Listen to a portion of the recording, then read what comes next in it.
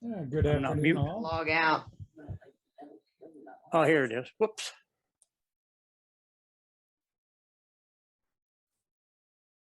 Can't hear you now.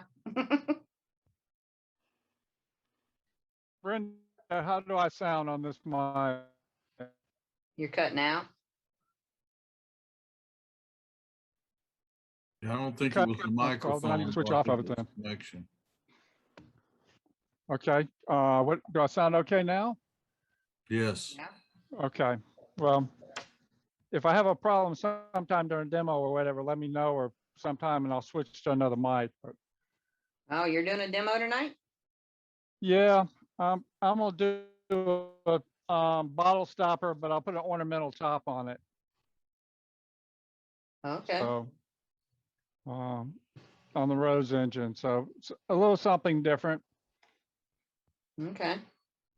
Hey, speaking of bottle stoppers, Dean, got a question for you. See if Yes, it sounds familiar to you. I'm doing a show this coming weekend in Oxford, Ohio, and the guy that is organizing it, his name is Robert. The name will come to me in a minute. Anyway, I talked to him the other day, and he said that he has a friend from Texas that just came to visit him and brought him a bottle stopper. It's a wine barrel bottle stopper okay. that came from Texas. When he seen it, he says, "Hey, I wonder if Brenda can make me another one of these." You know what? You may have just completed a connection, because I had somebody at my show bought one of the one and only wine barrel bottle stopper I had left, and they were giving it to someone in Ohio, and we had quite a conversation because my wife is from Ohio. Ah, So that okay. very well may be the bottle stopper I made. Yep. That was, you first came to mind when he said they had a friend from Texas. I'm like, well, I wonder, first of all, I thought maybe it was you, but then I thought, well, maybe No, but I did sell me to one make at the another show. one. I did sell one at the show, and she was giving it to a friend of hers in Ohio. Yeah. So that's wild. Yeah, ain't that? Just goes to Yeah. show you what a small world this really is. Yep. So I got to come up with one before Friday, or by Friday, I guess. Well, I'll tell you what, that wine barrel bottle stopper is about the easiest one there is to make, because you just make it round, and then you just kind of curve off both ends, and then put a burn mark on either end of it, and it looks like a wine barrel. Yeah. Well, no, I watched a video on it the other day. I don't think it was even yours. I don't even think I knew who it was on YouTube that did one. And they used oak, and then they burn it. And then they put the lines in it with a burn thing, Burning pen, photography pen. No, No, they used an iron, I believe. I haven't done any of the bottle stoppers yet. I probably will do that once I get done with the ornament series, because I've got some I want to do. Kind of busy with that right now. Well, I set up my, I was come to think of it, I watched your video, a couple weeks ago on setting up your stand, and standing your bowls up. One day this last week or whatever, I made a couple of stands for some of my bowls so I could stand them up. I went out there and I usually set everything up in the garage, a day or two before the show. Make sure I have everything, packed that I'm going to need. So I was kind of doing that today. I put everything out on the tables, and I looked, I'm like, we don't look like I have hardly anything. You're too well organized. I just go set up and that's it. Just wing it, huh? I wing it once a year. Oh, well, now I like to do one show a month. I do one a year. Oh, well, you got a lot of stuff you take them with you then. Yeah, I have a lot of stuff. I do very well at the show. I try to make sure I spend the money I make during the show, so I don't. But I'll do. You're cutting out. Last year I went 5,000. So okay, I'm gonna have to switch mics. I'm definitely because it's not working very well. Let me. Your Let me audio ask everybody that's your audio is a uh, little jerky too. let me ask Is anybody that better? that shows, what is your best show? Let's see what I have set. Like an estimate, you know, your best show, was it like $800, $2,000?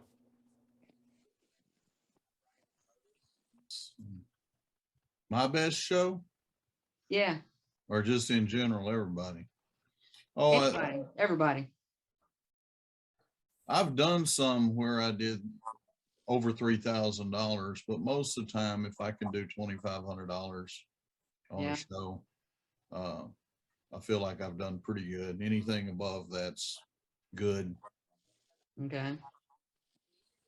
What gets me is some people, you know, they'll pay $100 to be in a show and they make 150, and so they think, you know, they think they made money, and really, if you look at what you had to sell and everything you spent, you'd have been Yeah. better off to stay home and giving the stuff away.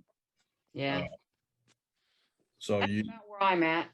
You know, you, I don't make a lot of money, make a little profit. Now this coming show, this has been my best show. I've done it, this will be the third year that I've done this one.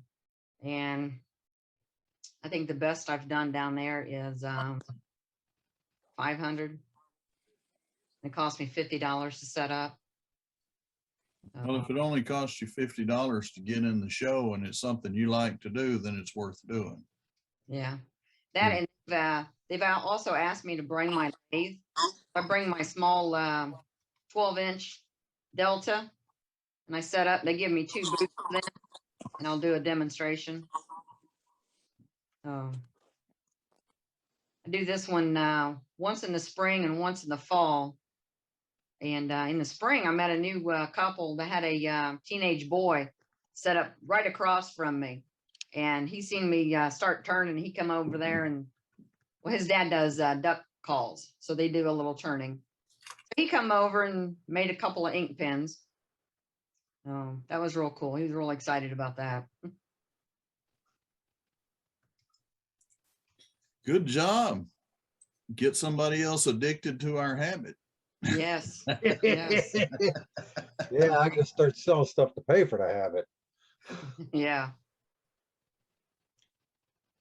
Well, that's kind of what got me started selling stuff. It's, you know, it's, if you really enjoy getting out there and making stuff and you make very much, You gotta sell it. you either got to give it away, sell it, or get a whole lot bigger house. Yes. Yeah. Yep. My wife's telling me we need a bigger house. Yeah. Son, they bring stuff in, say, see, I made something to sell. She says, oh, that's pretty. So it stays in the house. Well, I bring something in, my wife looks at it and she goes, mine. Everything can't be mine, you know? Right. Right. Yeah. I try to put it through one show, and if it don't sell, then it's mine. Ah, I've got a M&M bowl on the dining room table right now that I'd really like to keep. Well, I have learned through the years that if it's something that I really want or something that my wife really wants, don't take it to the show. I had the first show I did, I had a pretty good size cross, and the wife said, whatever you do, don't sell that, that's mine. So no, I'm just going to take it to the show and have it there. I'll put a real high price on it. Nobody will pay it. I'll put $150 price tag on it. Oh my. Nobody will pay that. Guess what the first sale was? Oh my goodness. Yes. how Wow. long are you in the doghouse over that one? Howdy, everybody. What was that one? Oh, Dean's on the phone. Hi, Susan. How are you? I'm good. Starting to You wake up. you gotta put me on your brigade. Oh, no. What did you do? The bed, for some reason, my grandson, my great-grandson pulled my bandsaw by the table, completely whacked it out of balance. And I was trying to get it back in balance. And I had loosened lightly all the 4 bolts that are on the trunnion. And I turned on the bandsaw and it's still drifting to the left. So I turned it back off and went down with the Allen wrench to loosen the trunnion a little bit more. And the blade was still running. Mm. Got me here to here. It's strictly a flesh wound, but it didn't hit the bone. So, but I have to wash the floor later. That's when a lot of accidents happen with bandsaws when they're spinning down. Yeah. Yep. Did you have to go get stitches? I probably should have. I put 2 butterflies on it and wrapped it Okay. up times. Mm-mm. Perfect super glue. You Yeah. know, I thought about 408. that. 3408. They say it's medical grade. Well, Yeah, but it burns. does it? The 3408 burns? This I glue don't know. Thought it wasn't supposed to burn. That's what I thought. But, you know, I've got the 3408, the 3460, and the 900. So, but I didn't. I used butterflies instead. Yeah. Pork. I could bend it, but of course you bend it, then the blood spurts out. So, Oh, goodness. No, we don't need any shows like that. No, No. no, no. you're No, not no. kidding. I didn't even like the show. So, Mm-mm. Wow. There's no fun in that at all. it's like, No. oh shit, you know. It's, Well, you just I'll got tell you another what, That's bath one thing that print scares me. out. That's one thing that scares me about my bandsaw. I've got that 18-inch jet, and you Yeah. turn it off, and it just keeps on going. I, Cast you know, iron, cast iron I- wheels. I wish that you could get a brake for them, so you hit the brake and it shuts down. Because at the School of Woodworking over in Tampa, they have a big 18-inch. No, I'm sorry, it's a 21-inch, and they have a brake on it. You can step on the brake and it stops it. A lot of the new I- ones have them, but not my old one. I have a brake- brake on mine, but you know, by the time you try to put your foot on the brake, the cutting's over. Yeah, It's a exactly. wonder blade. Yeah, but it's been one of those weeks. I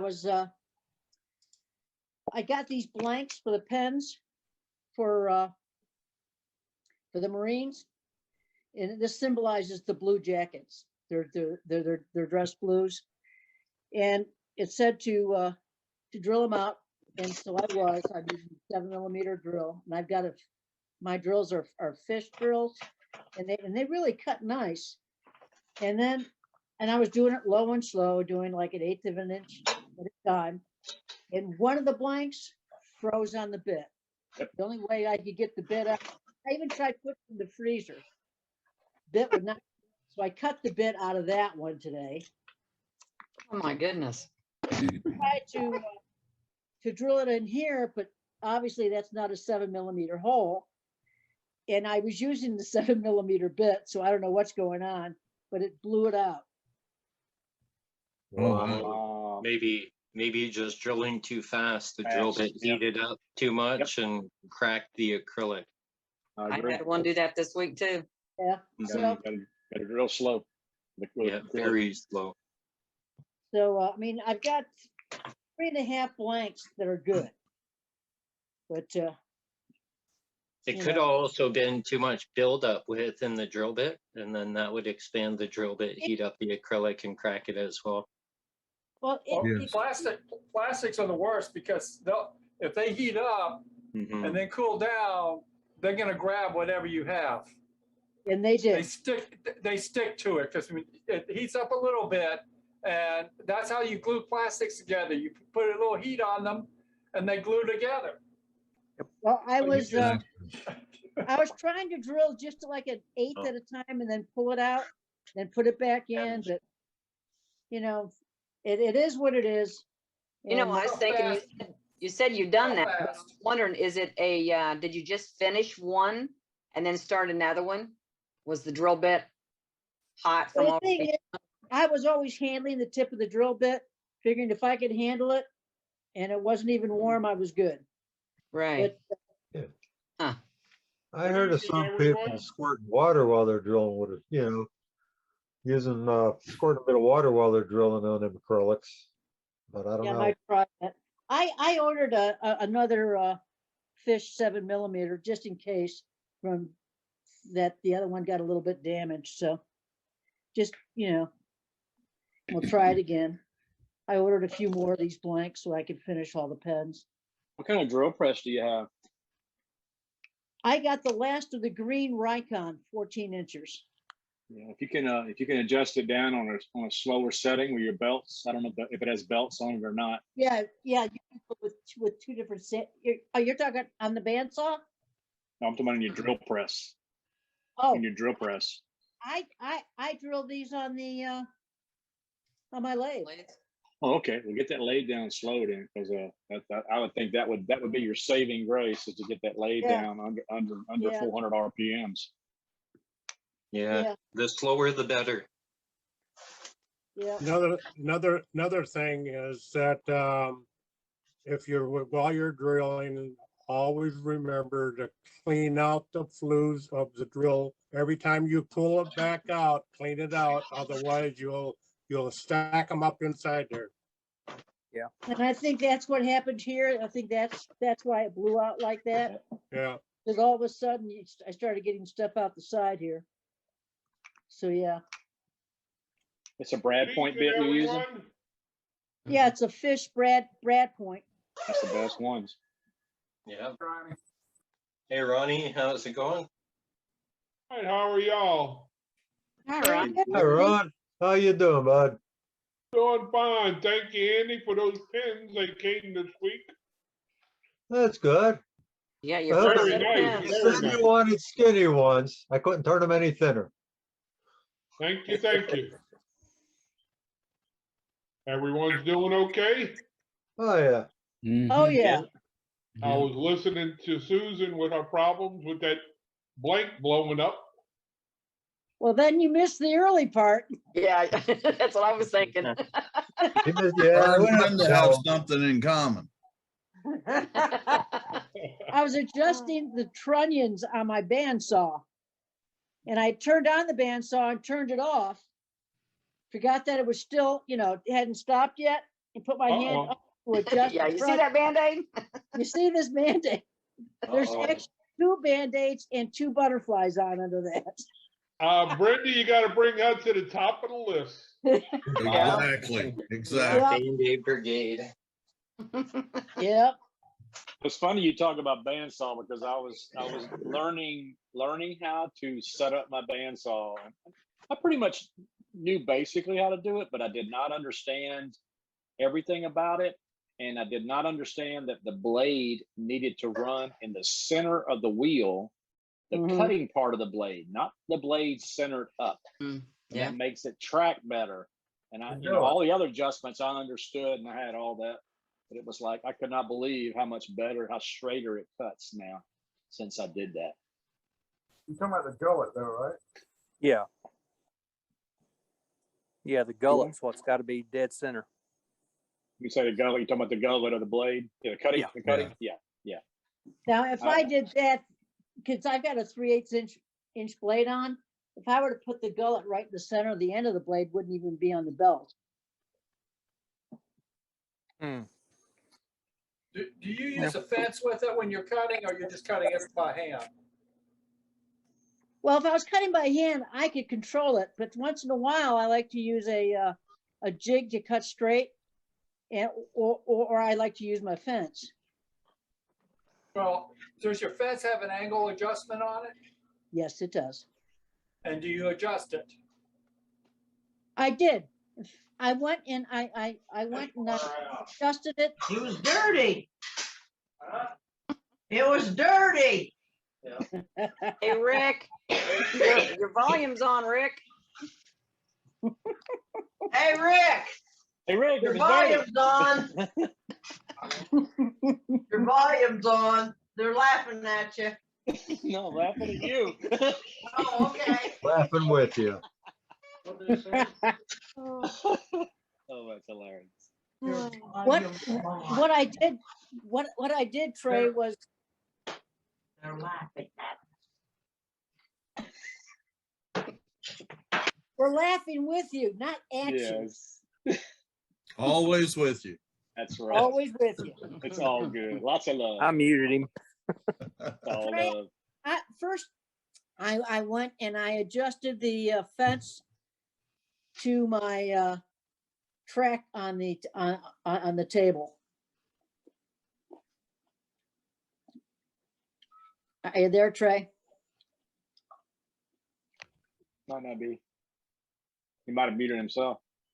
Okay, okay. Can you hear me? I can hear you. Yeah. Okay.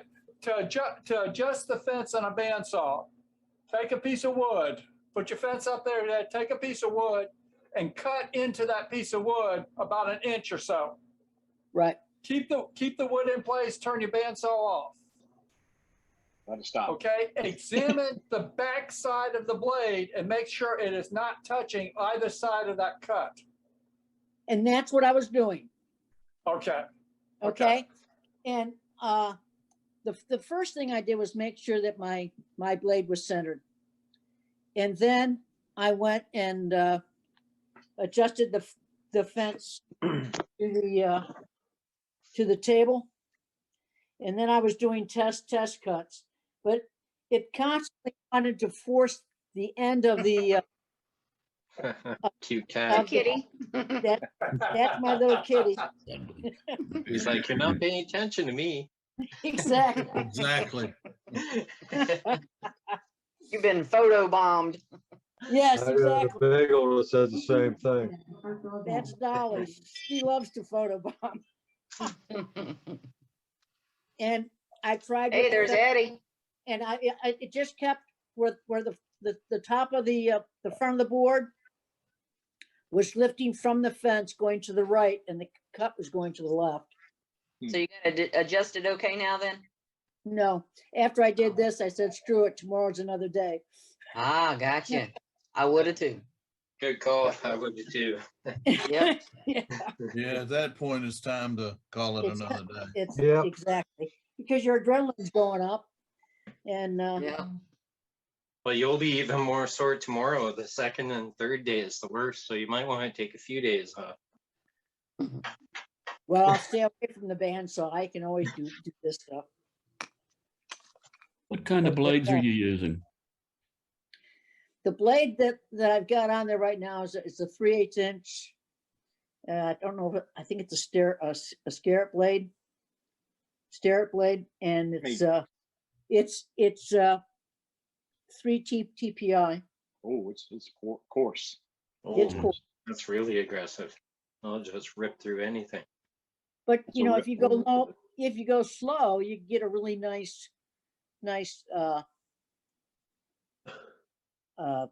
finish on it. Yeah, that's the blade I use to resaw with. If I'm cutting bowl blanks out or ripping big pieces of wood, that's the three TPI is what I use for that. But how wide are you using? You know, half inch, 3/8, Yeah. half inch. Yeah, it's made to rip thick pieces of wood. Exactly. The guy that taught me how to on the bandsaw was a fellow by the name of Michael Fortune. He's out of Canada.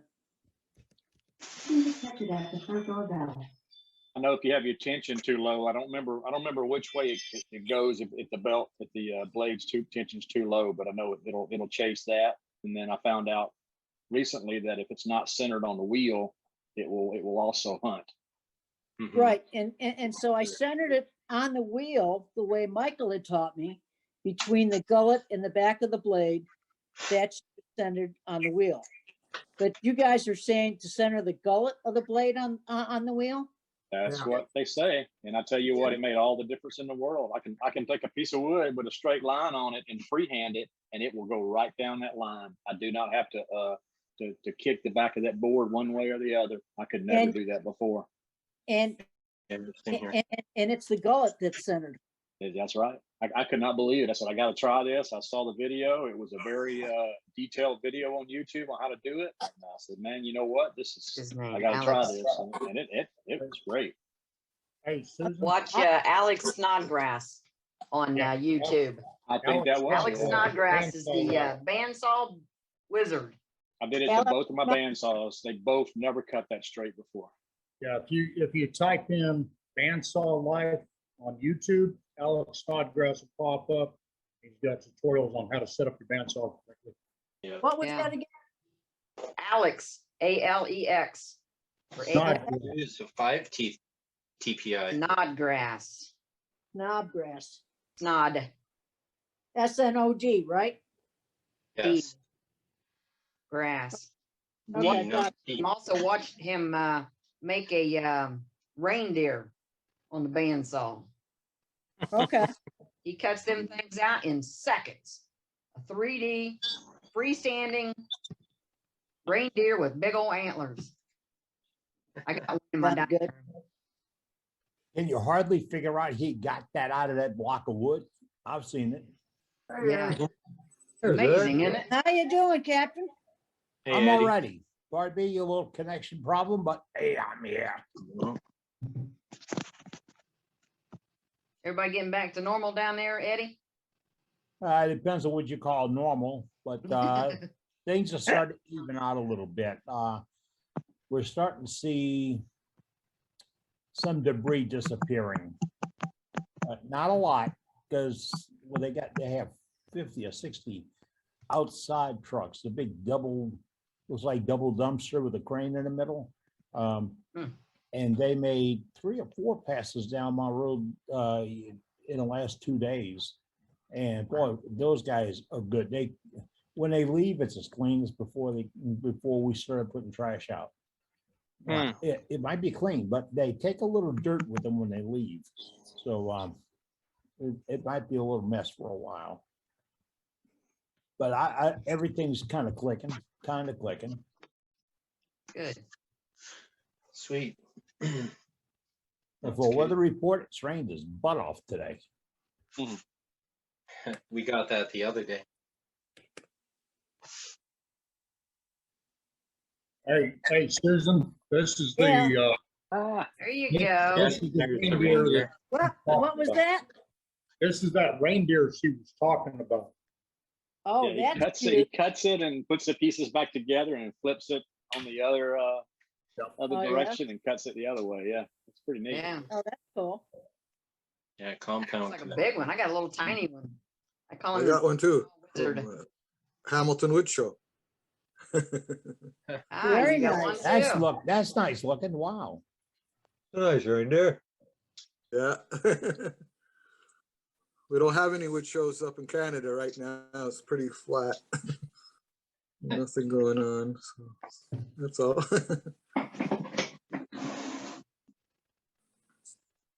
I like to go to the wood shows, not to buy anything, but to see what people made. And sort of like that, what can they do? I got to collect the little pieces that go with it that they use to make it with. You know, like the extra little pieces that go on your bandsaw. Yeah. That quick set lever. Got one of them. Like the black something that, yeah. I know what you're talking about. Yeah. It releases the 10. Yeah. There used to be a guy Always. in Florida that was kind of a bandsaw genius, and he sold some components and books and all that. And just like Sue was talking about a little while ago about aligning the blade to get it right. I didn't believe it till I saw it on a demonstration they did on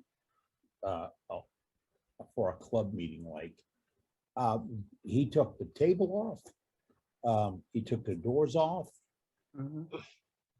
and he got down to the wheels and a blade, no guides. and he aligned those wheels perfectly flat. There was no kick in them, no twist in them or anything else. Absolutely flat. And then he got the blade running to the center of it and started with his guides. Not until he had those wheels perfectly aligned would he even touch the guides.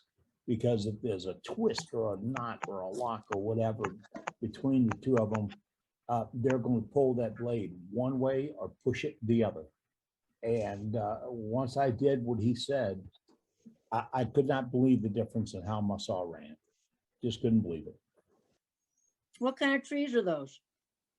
Doug, Doug, what kind of trees you got there? Hold on. Here we go. The one you were seeing was probably a silver maple. Okay. Ooh. It's it considered it needs trimming. I believe it needs a limb trimmed off of it. it needs to be cut down. Too bad you're in Kentucky. I'd be there. These silver maples here in Kentucky are considered weeds. They grow everywhere. They were planted throughout the state for water control, and they seek water. If they're anywhere near a water line, they will go right through it. Sounds like a willow tree. Yeah, willow do the same thing. I got silver maples in my yard. I love them. Keep the yard nice and cool. It makes for a nice, it's a nice tree in the yard, except for the helicopters. They make a mess, but. Well, see, I got a yard. I don't have a lawn. I don't have to worry about that. I've got just over an acre. Yeah, I got about an acre. Somebody parks behind me. I just drive through the yard so they don't have to worry about moving their vehicle. Hey, while I got everybody's attention, let me ask a question. Technical kind of thing. Yeah, is right. I built a bowl blank, one of the economy bowls where you do the circles on an angle, and my bottom piece it ended up being too small because I've cut it at an angle. The very bottom of it, I guess, is probably a half an inch maybe in diameter. And so there, of course, there's no way for me to mount it. I've got an idea. In fact, I've got it started on how to solve that issue. But what are your all's ideas? How would you solve it? I'd use a different piece of wood for the bottom. Okay, and attach it how? When you get all your other blanks glued together, just set it right on top, some weight, and glue it up some tight bond or glue of your choice. Okay, that little one's already glued on. Oh. Yeah. Oh. Just pour some resin. Pour some resin around it, man. Make it. Pour some resin. Yeah. Cut it off. The thick resin, not the thin resin, the thick resin. Yeah. Yeah. That's a thought. Cut it off. I tried them two resin pens. Make a funnel out of it. Sorry. Well, somebody was starting to say something about cut it off and do something. Put a tenon on it. Okay. Here's what I've done, and y'all tell me if I've done something stupid and I need to regroup. What I've done is I turned a piece of cherry that's plenty large enough. I've turned my tenon. It'll fit my chuck beautifully. Turned it around. I put that in the chuck and turned a small hole in the front side of it, and actually inserted that little half-inch diameter piece into it with some wood glue. Should I just cut that off and start over? Lost. Sounds like it would work. Can you describe that one more time for me? Okay, I turned it's about a 3-inch diameter circle. I cut it, centered it on the lathe, turned a tenon on it, reversed that into my chuck, and on that opposite side from the tenon, I turned a little hole to insert the base of that economy bowl into it. I glued that economy bowl into that little hole. It's being supported right now with a soft touch. As long as I had my center pulled up on it before I started trying to round it out, you're going to have a little torque back and forth. Yes. If you don't. I have done what you're describing, and it has worked perfectly. Okay. Perfect. You got to always consider, and I know a lot of folks are against this. Tailstock must be there. Yeah. Well, I've got the tailstock up now, holding it while the glue dries, with a soft touch in it, and so I could go turn it on right now, and it'd be fine, I think. Good. That's what I would do. I would in a heartbeat. And I've done it to where I've turned a piece that looks like a triangle or a cone, and I've depressed that tenon block to fit over the end of it, glued on, turned it out, turned it around, and removed that, and the piece came out perfect. All right. Sounds like it'll work then. Thank you all.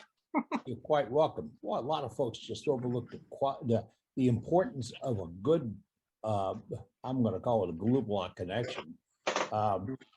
I think we should be calling it a cheap block. Really, because what do you want on the floor? You want your good wood on the floor, or you want the block on the floor? Personally, boy from Canada, he glues everything up with a glue block. That's Sprague, or is that the way you say it? Sprague turning. He's got a freaking pan he heats his hot glue up in. Yeah, Jim Sprague. Yeah. Sprague. Yeah. He glues. Yeah, like you say, he uses that electric frying pan, and he just throws the glue block sticks in there and melts them down. Dips that glue block in there and sticks his bowl on there, and it works beautifully. I've tried to find the powder. It's the basis of the what we're using now for glue out of a bottle, but it comes in a powdered form, and you mix it up to the density you want. I use that. Oh, wait, that was 60 years ago. In the cabinet shop at the Trade Institute I attended. And that was the thing is, no matter what you put together, if you mix the glue wrong, you're out the luck, And after you in early days, after you glued up a piece that had you glued maybe 20 little blocks together and clamp them all up and everything. When you got done, thought it was edited, wrap it on a table one good time. The joke was see how many pieces they could get out of it. Okay, I have a question. What is glue block? What? The glue block is this. Don't turn her off. Leave it there. Eddie, are you talking hide glue? No. This is a powdered glue, and you just whipped it up with a ice cream stick. But let's go back to Sue. It was called weld wood. Susan, this is a glue block. Who's that one? All right, there you go. Just a scrap piece of wood. All I did was I drilled a hole, and then I tapped it 1 1/8 with a 1 1/8 inch tap. Okay. Okay, it's 1 inch, 8 threads per inch tap. Okay, and then I take this and you glue it on the back of a flat piece of wood that you. Okay. And that's the block. Like a bowl or something. Say I have this little block of wood and I don't want to waste any of it, like Eddie was saying.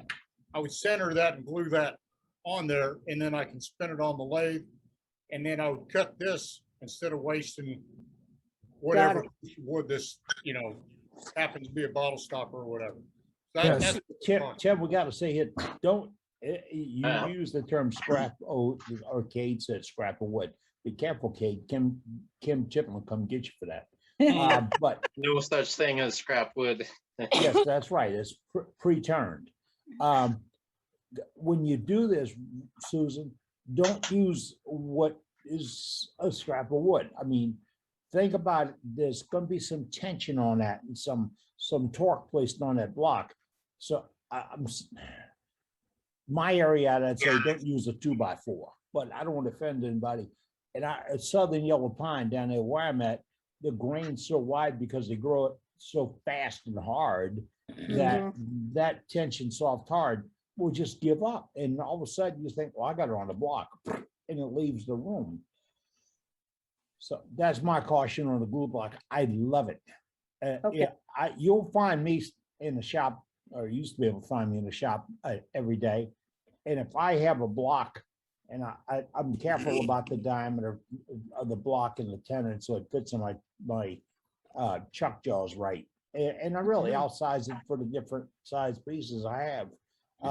I'll turn a whole handful of them and put them in a box. I'm just like Tim says, I have all over the place. Okay, thank you. I've got another example of one. I'll show you. Pop it up here.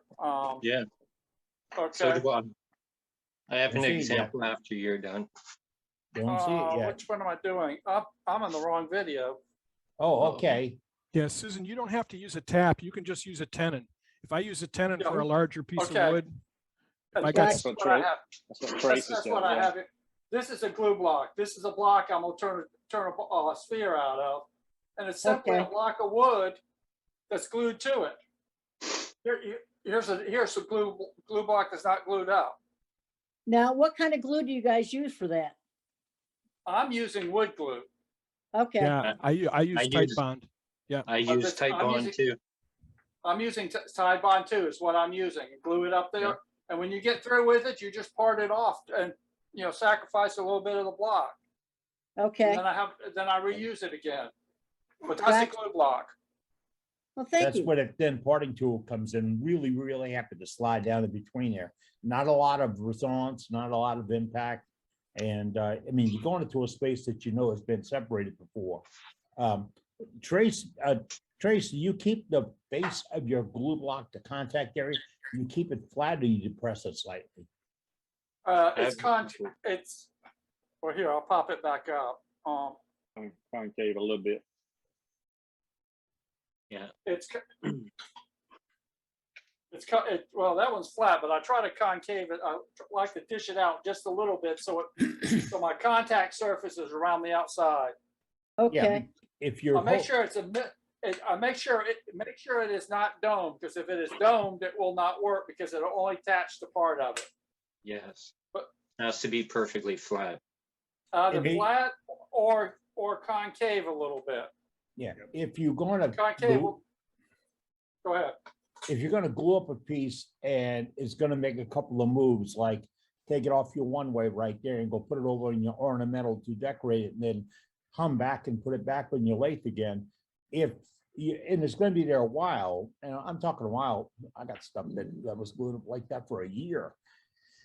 If that block is glued completely across, when that block moves, the glue doesn't move. You'll get a fracture in that full face, and you don't need the full face. You can hold it on a 1/16 or a 1/4 inch. Okay. And that gives you adequate bond. Yeah. Another example of glue blocks, or go ahead, Tim. I'll go after you. I'm sorry, I didn't mean to cut you off. If you are going to glue it with hot melt glue, don't use the low temp stuff. Use the high temp. Okay? And when you put a bead around the glue block and you mount it to your piece, then put an additional bead around the outside of the glue block and the piece together, and it'll be more stable that way if you're using the hot melt glue. Okay. But if not, use regular glue. Let me gotta be careful. Don't get. Let me jump in one thing. Let me jump in on hot melt glue. Yeah, I watched the demo in SWAT, and they basically were taking burls and gluing up blocks against burls using hot melt glue. And you could separate the hot melt glue with alcohol. When you wanted to take it off of there, he simply put alcohol on it, and the alcohol will break that bond. Wow. That will only work with non-porous surfaces, though. Okay. Yeah. Another way you can make glue blocks, I have another example, if anyone's interested. Oh, yes, please. Absolutely. So what I do is when I make a box and I part through, I always save the end where I have my tenon. So here's an end of a box. All I would do would true this up. I already have my chucking point. True this up.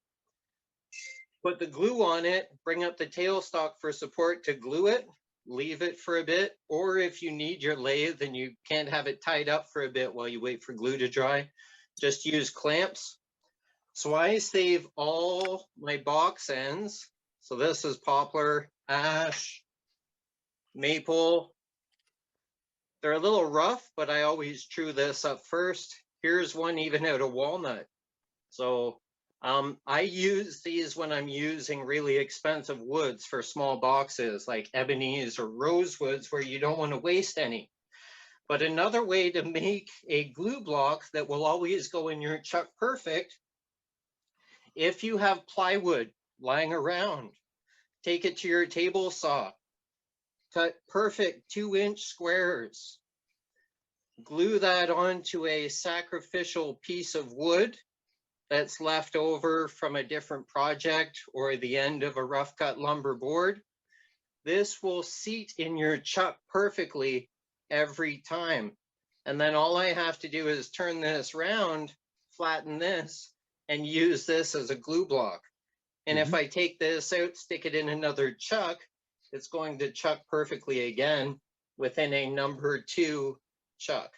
And you can make hundreds of these out of one piece of plywood and cheap maple or cheap ash.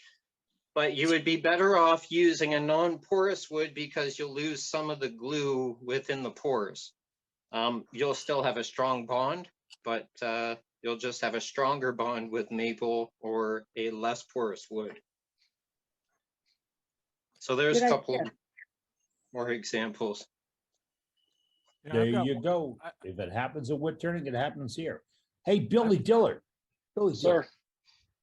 I'm pardon me, I'm a little bit late and slow, but I have to say, happy National Wood Turning Day. Yes. That's awesome. I called it. I made it. I made it happen. You did. Way to go, Billy. I'm really? in, man. You're the man. Did you call it in the Hallmark?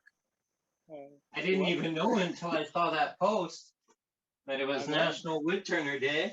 I didn't need it until I said it. You know, we can do that once a month. You know what I'm saying? I think so. I think it's great. I know. I thought that was every Wednesday.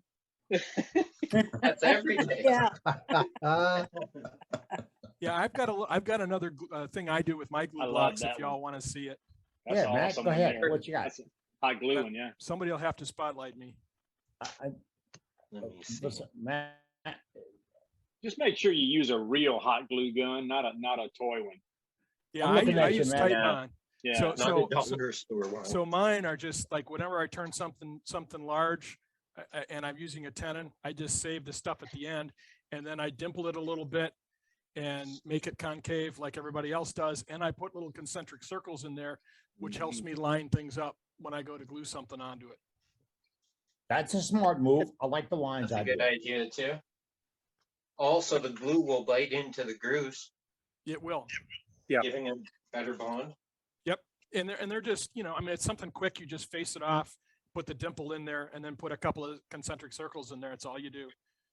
You know, you could use a skew, you could use a parting tool, a thin parting tool, you could use a diamond tool, whatever that thing's called. Still don't get that right. You could use it all after all. Yeah, there you go. Yeah, I got one of these. I don't know if you guys have seen one of these. Yeah.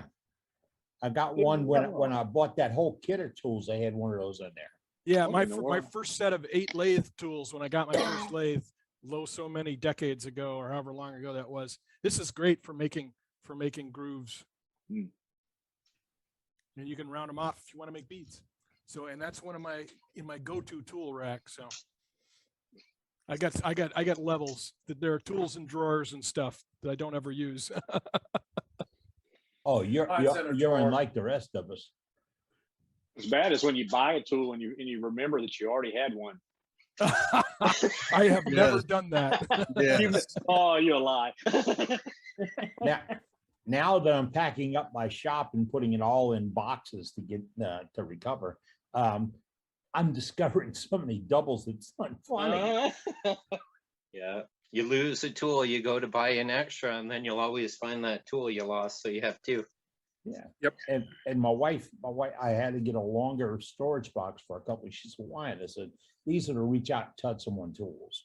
You know, I have a 3/4 inch square scraper, really shaped scraper that's got to be almost 4 foot long combined, you know, steel and wood. But if you're doing a deep bowl or deep, and you need to get in there and do final cuts, passes with the scraper to clean it up, you don't want any chatter. This one won't give you chatter. It won't give you chatter if you stand in the next county. Really, Matt says I use a microwave to dry. How can I help? Oh, wait, we're answering some questions on the chat. Hey, there you go, boys, girls, ladies, gentlemen. I've got a question on drying a bowl blank. I just put the first one in the microwave for 30 seconds and then pulled it out, let it start cooling. And I'm wondering. How thin is your bowl? Your bowl's already turned? How thin is it? Twice turned. So How it's thin the is it? first turn. It's How thin is about 3/4 of an inch thick right now. Okay, good. How big is it? How big is it? 7. Well, let's see. When I put it on the bandsaw, and it's a brand new bandsaw, so I enjoyed that conversation earlier also. It was a 7-inch blank. Okay, and how wet is it? Very wet. Okay, I always microwave at 50% power. Yes. If it's very wet, I start it at 7 minutes. Okay, not 30 seconds. What's that? I was doing 30 seconds at a time. I hear you. It'll take forever that way. Okay. I put mine in a brown paper bag, and if you want to put chips in there, you can. The purpose of the brown paper bag is to retard and regulate the moisture evaporation from the piece. And if it's really wet, I'll go for 7 minutes. And then I pull it out of the brown paper bag and I pull everything out and I let it cool. Okay. But the key there is at half power, right? Half power, half power. Yes. Or defrost. Okay. Yeah, you're doing it at 50% power. Yep. Yeah. Okay. Now, the real question, though, that right at this moment, when I pulled it out for the first time, this particular blank, the pith was right at the edge. So I am seeing a little bit of a crack starting, or maybe it's a little bit of moisture that has come out. Okay, this process will accelerate cracking and checking. If you've left the pith in, you've got to examine it closely. What I do is I use extra thin super glue. If I start seeing a microwave cracks, starting to evolve, I will super glue the heck out of them. Okay. Well, that was kind of my real ultimate question. Is go ahead and start using, because I've got the thin CA, and I use that on my other stuff. So go ahead and start that right away. Yep. As soon as you see a micro crack developing, glue it. Yeah. And if you can catch those, and if you're lucky, you'll have just a few micro cracks or whatever, and they won't evolve into much bigger cracks. If you do, if you do 7 minutes at 50%, how hot is that bowl when it comes out? Is it pretty warm? Almost too hot to touch. Almost too hot to touch. Okay. Yeah. I'm handling it with the brown paper bag while I'm taking it out. I put it somewhere where it's not going to set it. I have set 2 pieces on fire. Both of them were because of cavities that I did not know were in the wood already. And what I figured out what happens is that cavity dries, the air inside that cavity heats up, and that cavity dries a lot quicker than the rest of the wood. Then the air inside that cavity heats up and the heat has nowhere to go, and it eventually will catch the wood on fire. And if you smell it, immediately stop and pull it out. Another key for success is consistent wall thickness. So you have to have consistent wall thickness all the way throughout. You can't have like 3/4 inch at the top, 1/2 inch at the bottom, 1 inch at the base, because it will dry inconsistently and it will crack 90% of the time. So the key is very consistent wall thickness. Yeah, I've got and that. And if the pith is in it, you want that wall thickness less than 3/8 of an inch to relieve the stress from that pith. But I imagine when I actually second turn it, the pith is going to be long gone. But still, yes. At some point, Gary, I submitted my whole process as a PDF to the Worldwide Woodturners website.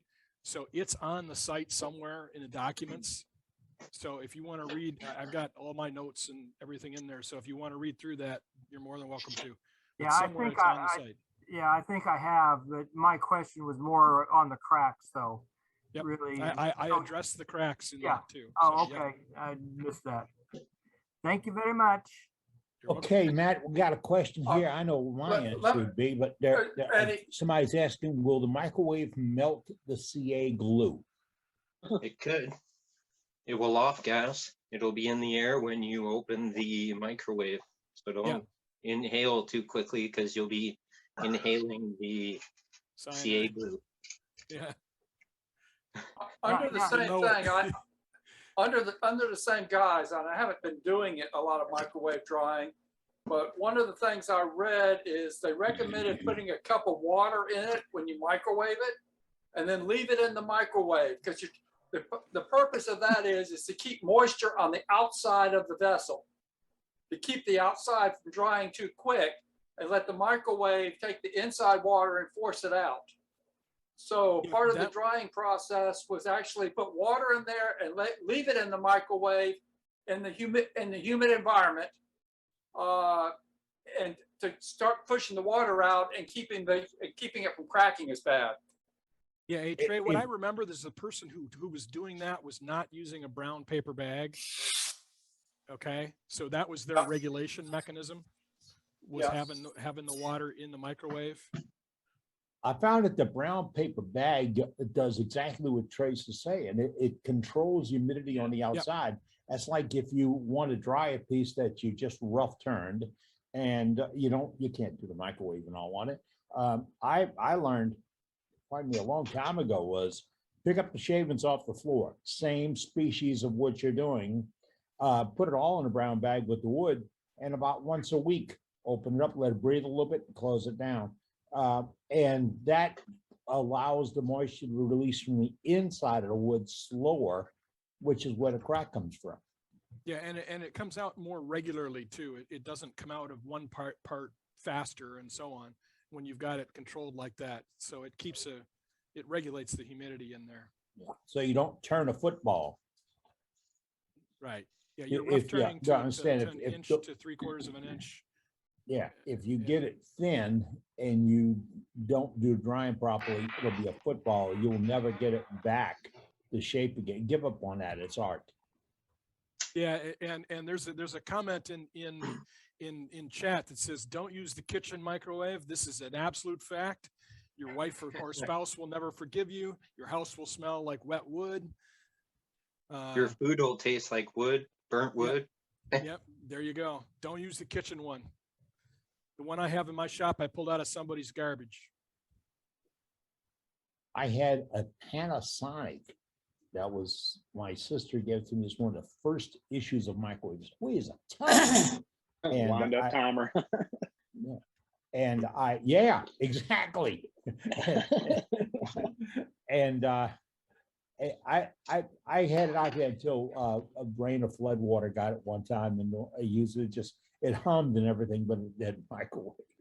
But that was where I had to go. If I'm caught with something in my microwave, I might as well go to Home Depot and buy another one. And Brent, Brent, our artist, he's on the front page of our newsletter. He says, I use the microwave kitchen all the time. The wife hasn't noticed. She's noticed. She's noticed, Brent. She's noticed. Yeah. She just hasn't said nothing yet. he sprinkled pepper inside the bowl so it would taste spicy in the microwave. What are you cooking? Little Tabasco sauce. That'll cover up the scent of anything. Hot sauce, yeah. Now that's a thought. Ingrain Tabasco into a bowl that's going to be used. Whoa. Use it. And- You'll have and to then let just us, cover it you'll have to let us know how that works out, Trey. Yeah, well, you can actually, Exactly.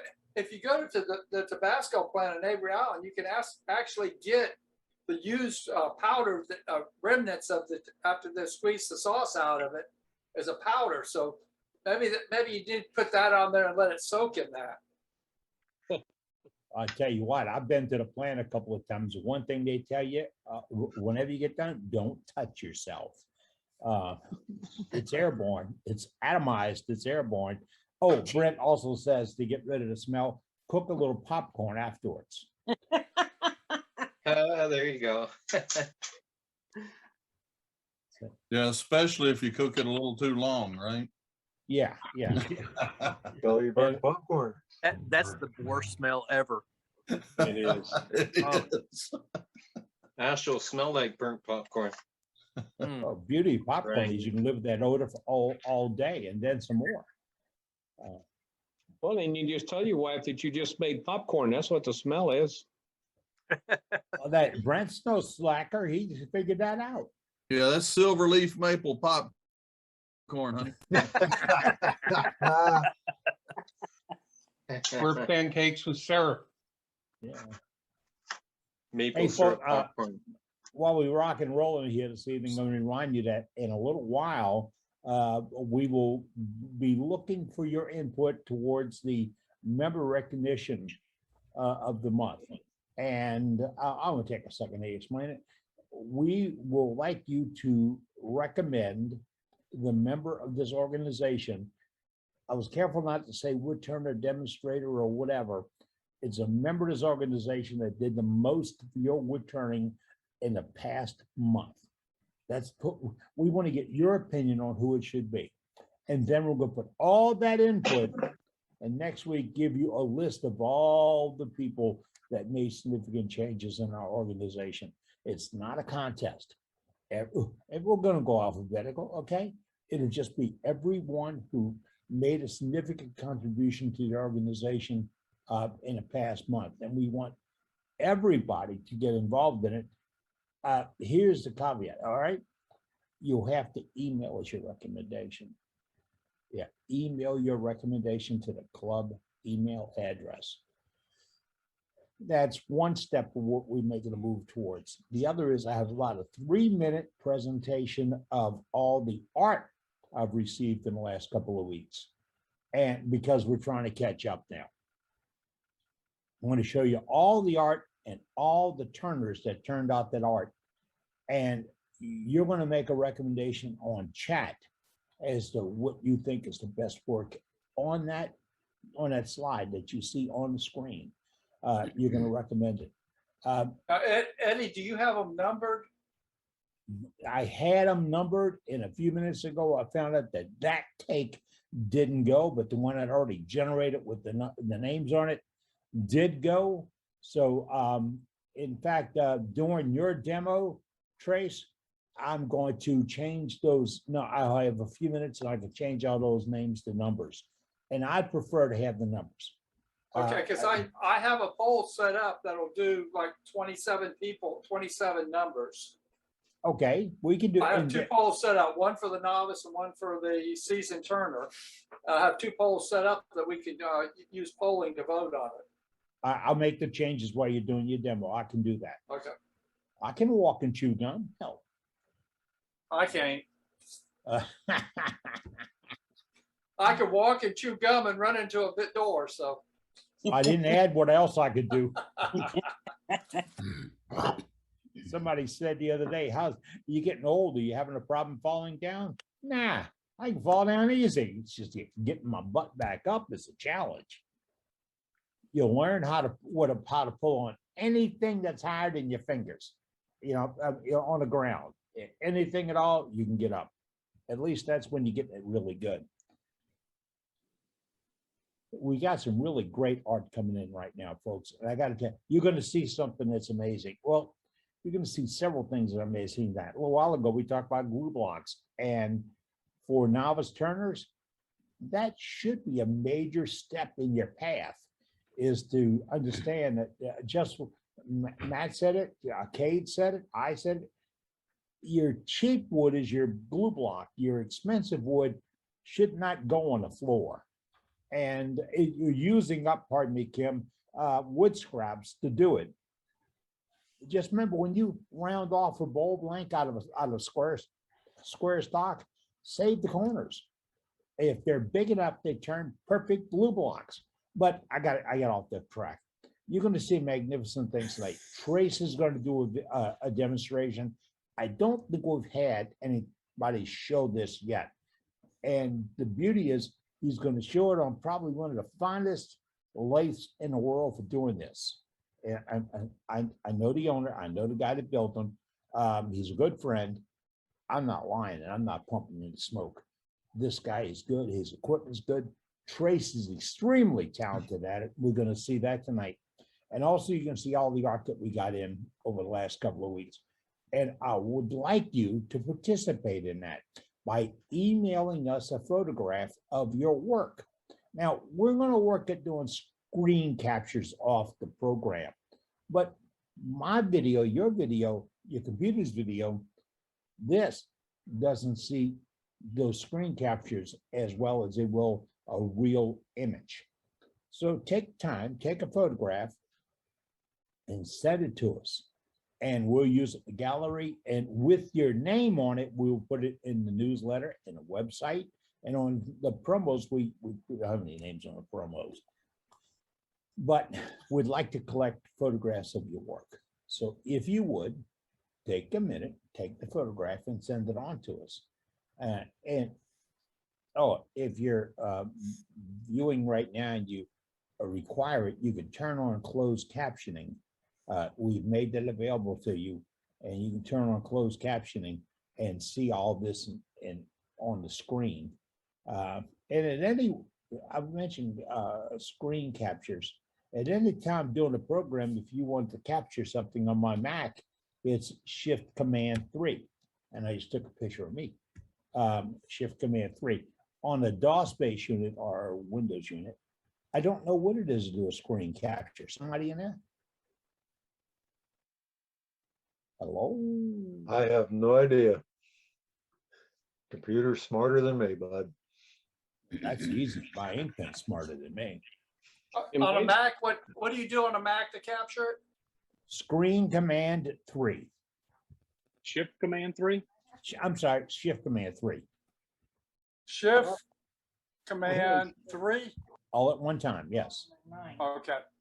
When you press the 3, you should hear a shutter click.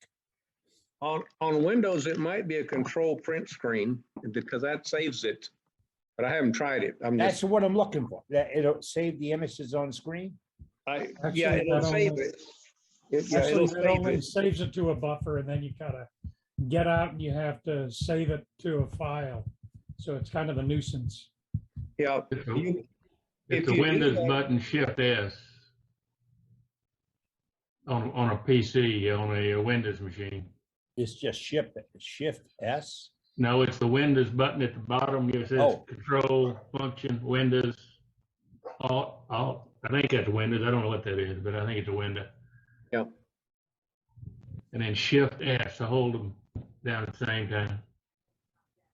I have my program to go to a folder on my desktop, all my screen captures, and that thing's full of stuff because I'm nut about it. That's what I'm trying to figure out. Where does it go? Yeah. I found it. This is on a desktop. It's still on a desktop. Yeah, I see it. Yeah, and when Brent showed that gyro piece the first time, I have only 50 or 60 photographs of it. I just sat here at Shift Command 3, 3, because anytime it was moving, I wanted to get a closer look at it. And then I spent a pretty good bit of time zooming in on it as best I could. And that's when I really did realize that the pixels make a big difference. When you do me a photograph, I can control what I'm seeing and how we crop it. With screen capture, when I control it, we get the little squares. It doesn't do quite as well. Eddie, on a Mac, if you want to just highlight one individual thing that's on the screen, it's Command Shift 4. and you'll get an arrow up there and a way to draw a picture, draw a frame around exactly what you want. All right, I Like did that. like your head there, or that's for a reference. If you did a Command Shift 4, you'd get a little thing up there, and you could draw a picture just around your head and let go of the keys, and that's all it will do. Now I got two great photographs of John in there because I just had to play with just now. Yep. Shift Control, Just did. Shift Command 4. It works. Yeah. Okay, Not that we're doubting you, John. We're just playing with it. Okay. I just That's the way to do experimented. it. Play with it. I just experimented on my Windows laptop. I just hit Alt print screen, then open up a Word document, right click, paste, and it puts your whole screen on that in that Word document. And you can manipulate it in there with your. Yeah, you can use some kind of editor. Yeah. It just Alt print screen, all that does is save it. You don't know where it's saving it to, it just saves it. But then you open up I know it'll work with a Word document. It might work with some others too. Open up Word, right click in that document anywhere and select paste, and it puts your whole screen in that document. Thank you, Jack. Oh, that's a good Eddie, idea. on the iMac, it's the home button and the volume up button. Hit it at the same time and it automatically saves it to your photographs. On the iMac, it's what again? Hey, John, It's if you're doing a paste, that means that The it copied volume it. up button. That means it copied it to the clipboard.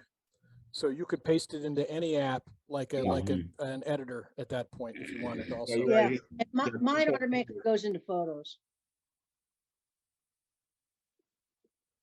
Okay. I'm just taking a peek at my hope somebody throws that in chat because I can look at the chat later. I'll save the chat.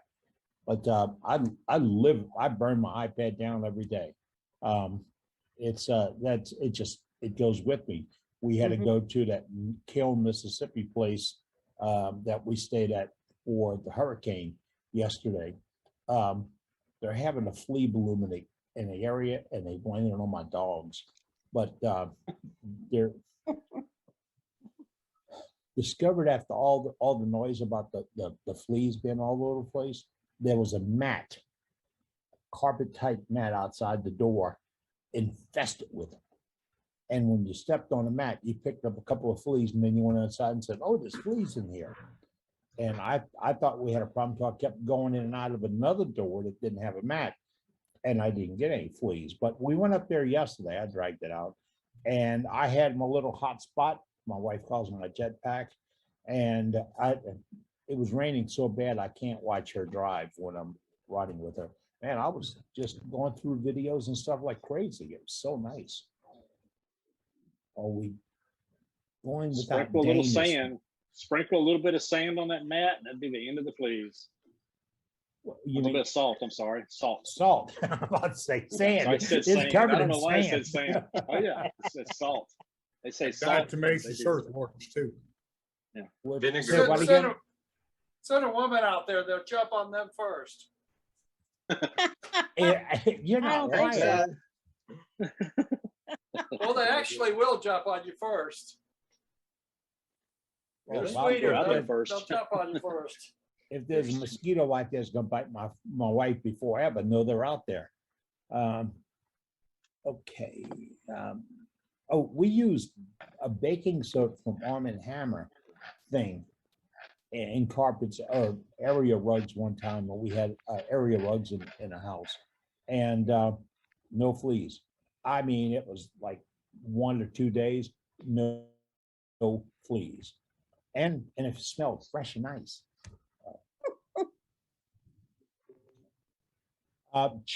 Dane will not be with us this evening. He's got some work going on at his house, and he said he can't do two things: watch us and do that, and watch that. So Dane won't be with us tonight. One of the other co-hosts is going to handle the gallery for us tonight, and I think I see him out there. He had a really great U behind him a few minutes ago, and I'm talking Doug. Are you with us tonight, Doug? Can you do that? I'm here. I'll do it. That's why I was asking. All right. Yeah. Oh, that was you asking. Yep. Got you covered. Yeah, and we'll do that after the demonstration by Trace tonight. And Dane normally lines up our demos, and I think Dane had him, get this now, I think Dane had himself in for a demo tonight, and just coincidentally, well, yeah, I don't want to say anything too bad, but you know, sounds like he's got a parachute on because he bailed out. But we're going to do some gallery on tonight. We got some other things. Trace, are you ready to go? Yeah, I'm ready whenever you are. Okay, let me do a little review here, folks. We do demonstrations with members, and we, the membership of worldwidewoodturners.org, we do not pay for demonstrations, and we do not take demonstrations on a commercial basis. On a commercial basis, we like it when you do a demo, when you show something. We like it a whole lot more when you give us options. And what I'm trying to avoid is a guy saying, you can only do this with this tool. The heck you can't. You know, there are variations of everything. So when we get a demo, we like to see all the variations you can offer us. And then we throw it out to you, the membership, to give and take on that. If you think something will work better, something is not a good idea, how a finisher makeup, look what we just now did on glue blocks. That was 15 minutes of somebody not knowing wood turning to say utter nonsense. No, it really was important to novice turners, and that's where we go. But you know what, those little grooves that Matt put in the face of his glue block, I like that idea. I'm normally looking at the grain and the cut and all that to see it, but that's a nifty idea. It really is. And And just it takes need a to get- second, just take a second to do Yeah. it too. You know, it's just bang, bang, bang, you're done. And I learned a long time ago, if you make a bunch of glue blocks in advance, when you check them up, true them off. What does wood do to the rest? It moves. So true it up and you'll get it there. With all that, Dragon, I got to go back to Trace Lynette. He is in Ocean Springs, Mississippi. He's doing our demo tonight. Following the demo, we will have gallery and a whole lot more. But Trace, it is now yours. Okay. Do I have good audio? Yes, sir. And you're on the spotlight. Okay. And I'm going to show you, this is what I'm going to do tonight, is I'm doing the ornamental tops on these. I still That's haven't nice. totally finished it, but that's what we're going to be doing is that type of design, different designs on it, on the Rose engine. One thing I did do while I'm still thinking about it, I had some of these metal bottle stoppers, 1/4 inch. They don't work in anything. I turned them on 3/8 and then I put an insert in it. 1/4 inch insert. Now it fits. Good idea. Now, you get the people say, well, why don't you just go to a 1/4 inch to hold it in there? Tell 'em. I don't have a 1/4 inch, and you can't find this in the 1/4 inch. I could make one, but it's not worth making one when I can do it with 3/8 and then just put the insert in. The other thing is 1/4 inch is so small, it's 1/4 and that thread is so small that it could easily pull out. Exactly. It's 1/4 is too fine. That's a good idea. So I drilled them out to 3/8 and then just stuck them in there. A couple of them I had to put a little drop of super glue on the edge of it to get it because they were backing out on me when I put them in, but you know, it worked. And these are just some different ones and different designs and shapes. Is that a stainless insert? This one here is not.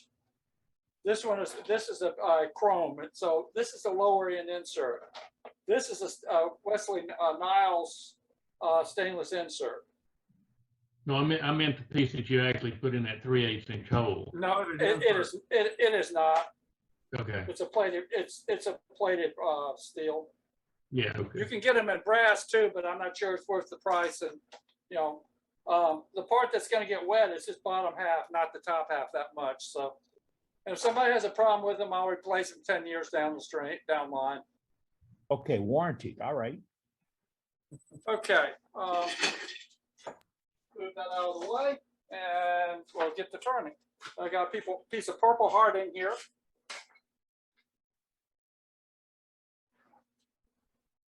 And I just unlock the lathe. And all I'm gonna do is face this off so I'm straight.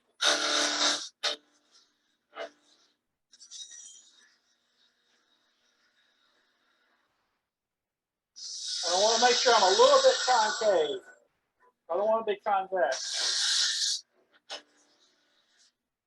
Okay, good enough.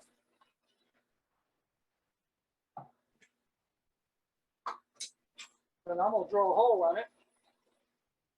Now what I did by chucking in here and drilling the hole here, what's happening is I'm going to get square, I'm going to get good alignment, which is the main thing I'm looking at out here.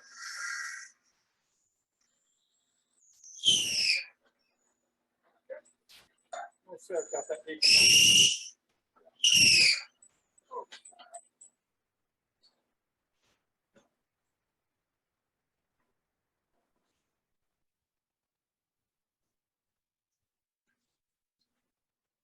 So, pop that out of the chuck.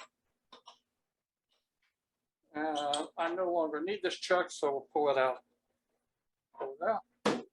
Now I need to tap the hole in it. Now what I have been doing when I have been putting super glue on it. So I'm gonna put a little layer of super glue around the edge inside the hole. The intention on that is it's going to strengthen it up. I may not need to do it, but I have been doing it.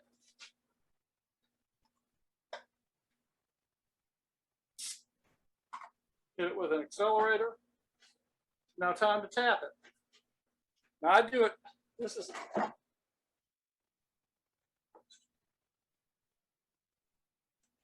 and I just clamped it in the drill bit. I'm gonna let it sit for half a second to make sure all the super glue is set. And one last thing. I'm gonna grab it with a glove.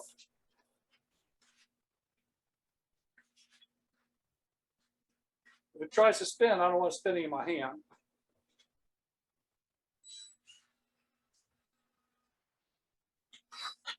Just like that.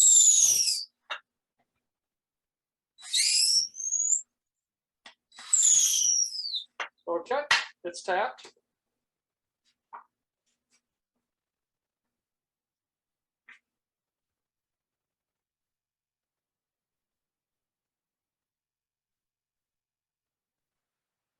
And screw it on there. The drill makes it a whole lot easier than trying to do it by turning it by hand and everything else. The tap I am using is an H3 bottom tap. The H stands for it's a standard size, so it's a standard fit. They vary if you change the H sizes on it. It depends on how tight the nut is on the bolt. A bottoming tap, come on, focus, has the threads all the way close to the bottom. With a taper tap, somewhere around here is where you get the other one. I'll grab one and show you.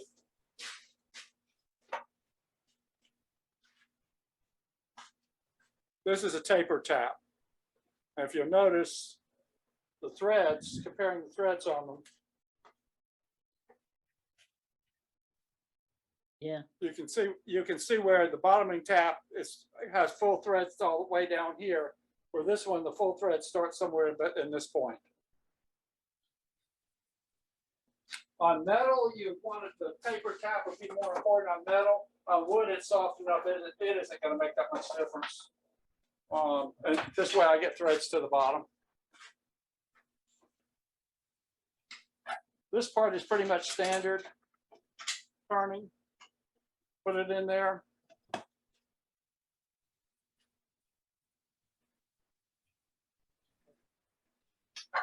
I'm using a rough and gouge. Focus.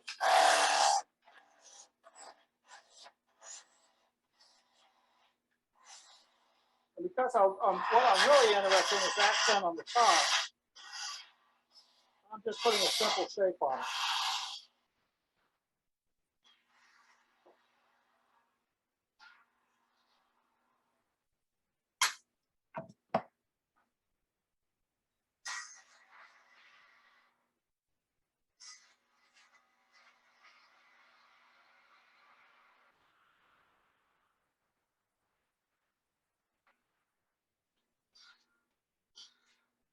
Okay. I want to make sure that this edge is, I don't have a flat spot on it somewhere. And I don't, but I'm gonna knock that edge off just a little bit, just because it's so sharp. Go ahead and stand it up. Turn the speed down a little bit.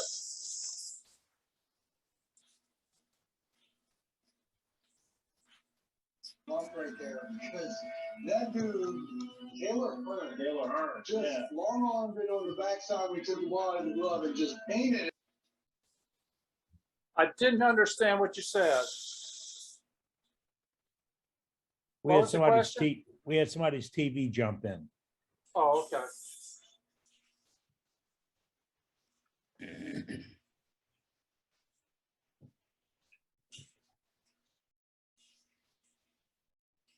That's some hard wood. It doesn't want to sand, huh?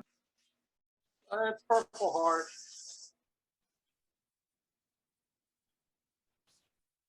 You really polish it to a great finish.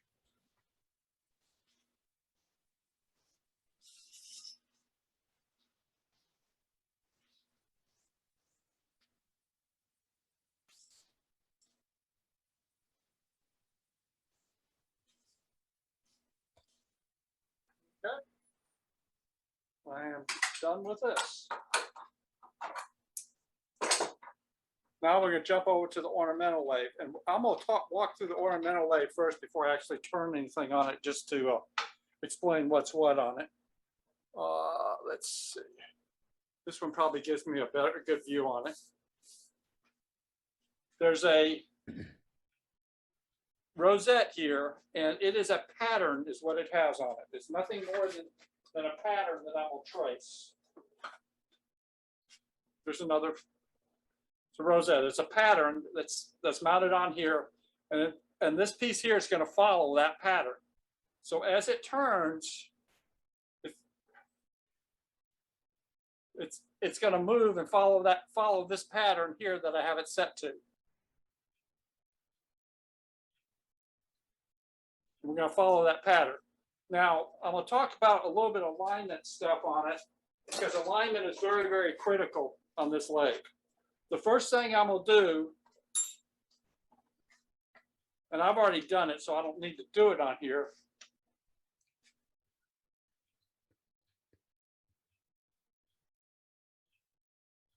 I should be, this is the machinist level. Put it on my table, adjust it so the ball of that level is dead center. Put it on here to make sure it's dead center. So what I've done is I've ensured that this is straight up and down. It's in the center of the cut. I have a dial indicator on the back. I've set my zero setting. I set it to a 1/2 inch. So I'm set to a 1/2 inch. And what I'm doing with that, and the purpose of that is that I want, when I make this cut, I want that cut to be centered on what I'm doing. So what I've done, when I set this rosette in here, when I've set this rubber to the rosette, when I come around, I am moving 85 thousandths to that side and 85 thousandths to that side. It's really about 87, but is what I'm doing when I'm coming back and forth. So this is set so that when I'm cutting, I cut dead center on it. And anybody that has an MDF one should be doing the exact same thing. The second thing is this cutter is set center height too. So let's go ahead and we'll make a cut. Turn the cutter on. And see, that probably gives me a better view of it.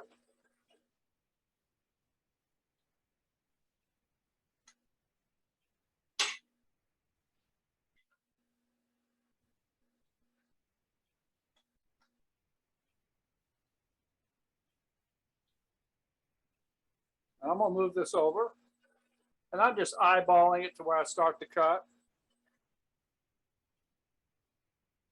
And I'll bring that into here.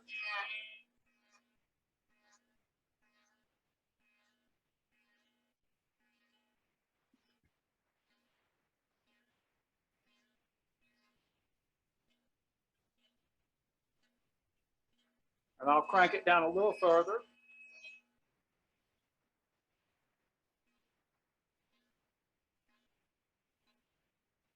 You see where it's riding and rocking it as it makes the cut.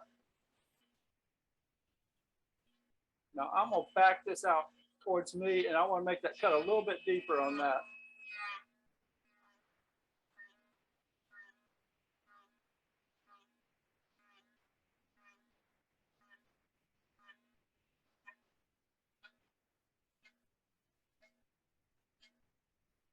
Okay. Now I've made one cut. We'll make a quick change. What I'm doing here, over here, this is an index wheel. And on that wheel,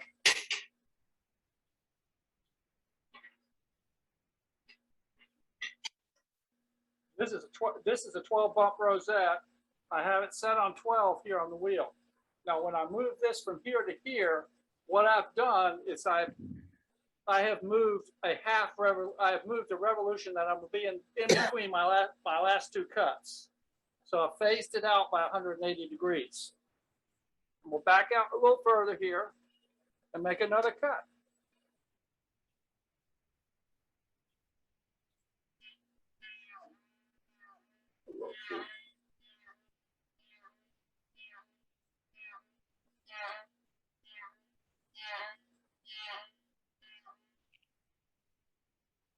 I'll deepen that up a little bit.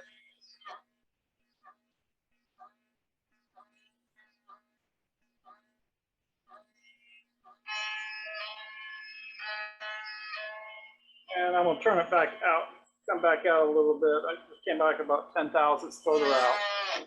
Oops, too deep.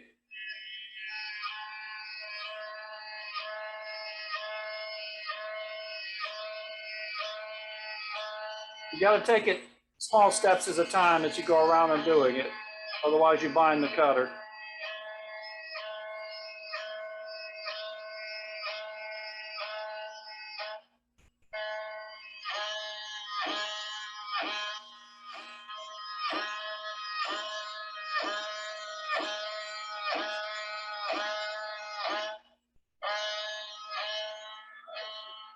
Make sure I get all the way down to where I had the cutter cut last time. Okay, I'm gonna back it back out. We'll rephase it again, back to where it was. Come further out again and make a third cut on this.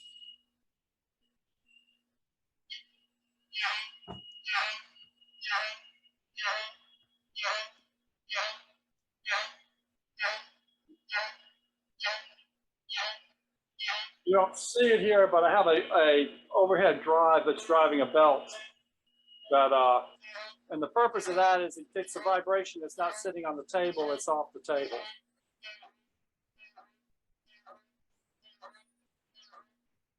Reminds me of what you used to see in the dentist office in the old days. Was that a It's pretty question? close.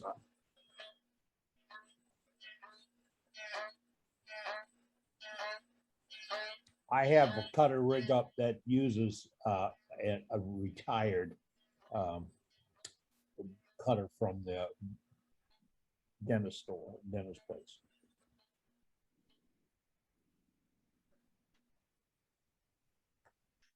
flip that off, back this out.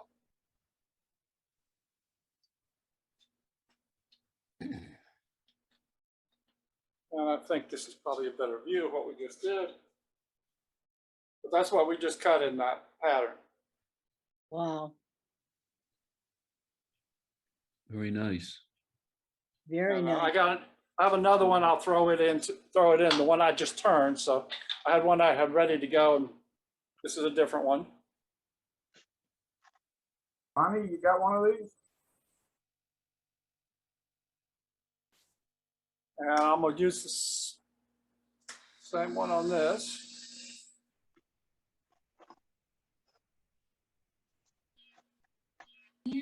Switch your camera back, Trey.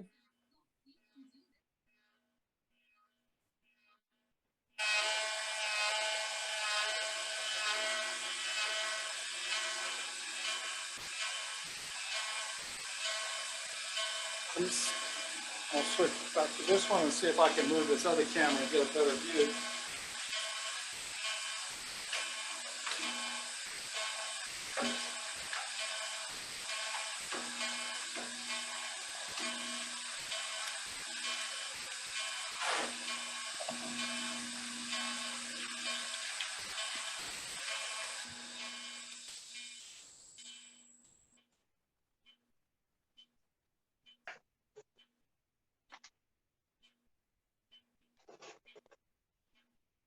I just moved my other camera so we can get a better view of what's actually happening.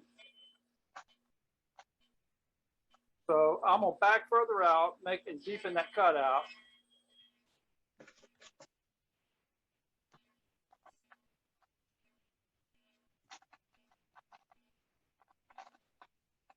And instead of phasing this one, I'm gonna do something a little different. I'm gonna cut on the back side. Previously, I've been cutting on this side. I'm gonna cut on this side, and when I do, it'll be a mirror image of what I was cutting on the other side. So it'll be a different pattern, and I don't have to phase it because it's going to be out of phase anyway, going from one side to the other.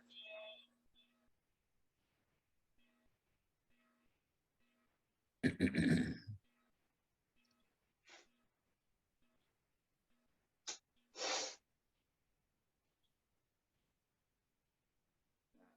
it out a little further and cut a little deeper.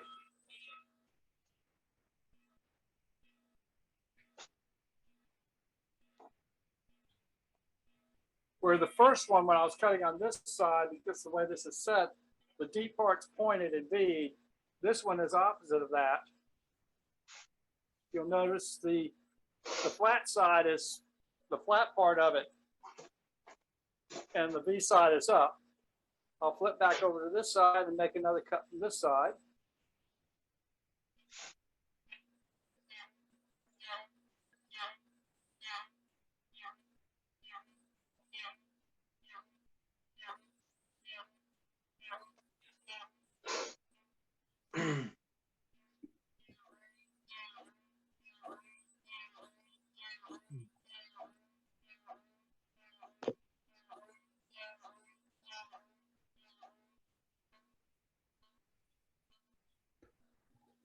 A little deeper.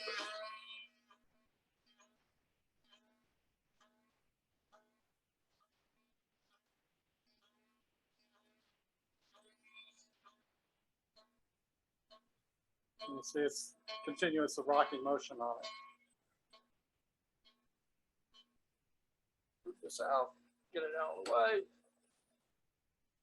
Turn the cutter off.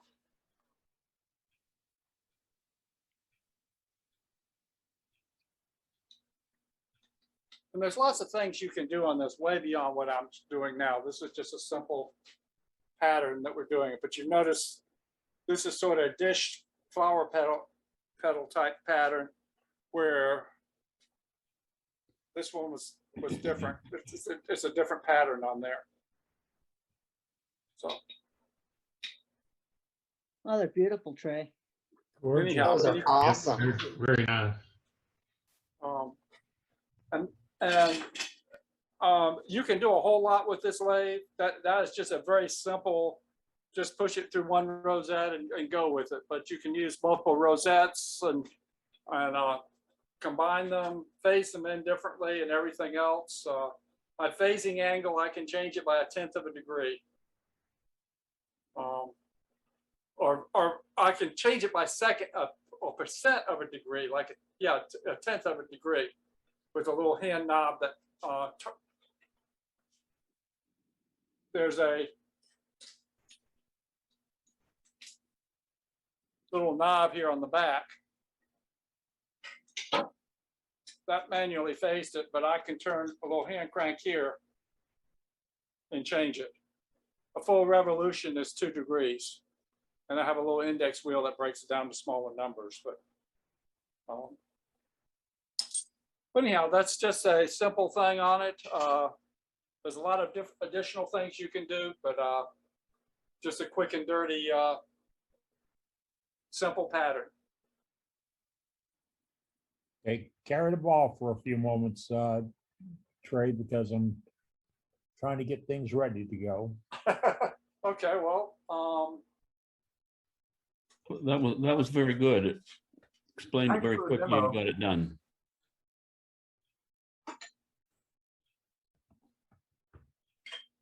Ronnie and I went by, there's a fellow that's a member of this club, one of the guys that helped form it when we cranked it up, Dale Campo. We went to his shop one day. Ronnie had never seen an ornamental and fooled around with it at all. And we went over to Dale's shop, and Dale said, okay, we'll make this cut. And then we're going to back it out 2/30,000ths of an inch or 2/3,000ths of an inch. And Ronnie looks over at me, and I mean, the look was the look. Like, what in the heck is he talking about? I mean, he's going to roll it out 3/1000ths of an inch, and Dale said, yeah, 1/3000th of an inch. I'd go heavier if I need to, but most of the time I stay finer than that. And I had no idea that this kind of work goes to that precision. And what Trace is using is a Lindau White, LINDOW-WHITE, Lindau White machine. To give you an idea, this fellow Lindau White's claim to fame is originally was in the clock industry. And still makes clocks. Yeah. Dave still makes clocks. Yeah. And this is the exactness that we're dealing with. We're talking gears that'll mesh perfectly with no grind. No. Eddie, spotlight me. Hey, Ron, I see Ronnie Bonnet now. All right. I thought you were, I didn't know if you were there or not, buddy. Yeah. Go ahead. Back it up, Ronnie. There you go. This is what we did today. Eddie and I went to his house. Now that's the front side. And that's the back side. These things are unbelievable what they can do. Now, this was maybe 15 minutes work each side, right, Ronnie? Right. Yeah. And that's, look at the scrolling on the inside, the center. That's as exact as we're talking about. It's so fine, you can barely feel it with your thumb when you run your thumb across it. Now, are you guys making your own templates for these? Are some of the templates you're using, do you make them yourself? No, I purchased a template. I purchased a template because if it was off a couple thousand, you'd see it. If it is not perfectly centered on there and each one of the bumps are not set correctly, you will start seeing those. The other part, these lathes go back centuries.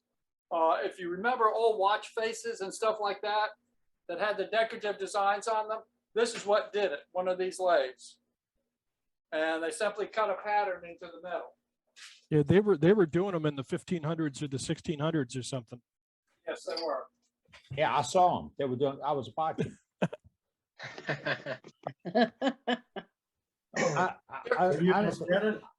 I have a similar type machine that I built myself, and my cohort Charlie Craigle drew the CNCs for my patterns, and he designs complete layouts for equipment, factory size.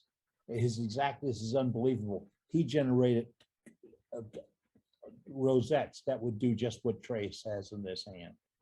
Okay, this is a piece of metal that's cut. Now, I didn't do very well in the center. This is practice piece. Oh, it's got a skew to it, so it's a rosette. No, actually, it came off of a pyrograph machine. The center was off a pyrograph, and it wasn't cutting as well as it should. An acquaintance of both Trace and myself was a fellow named Gorse Duplessis. Gorse was a master of this type of art, and that's where I copied my machine from something I'd seen with Gorse. And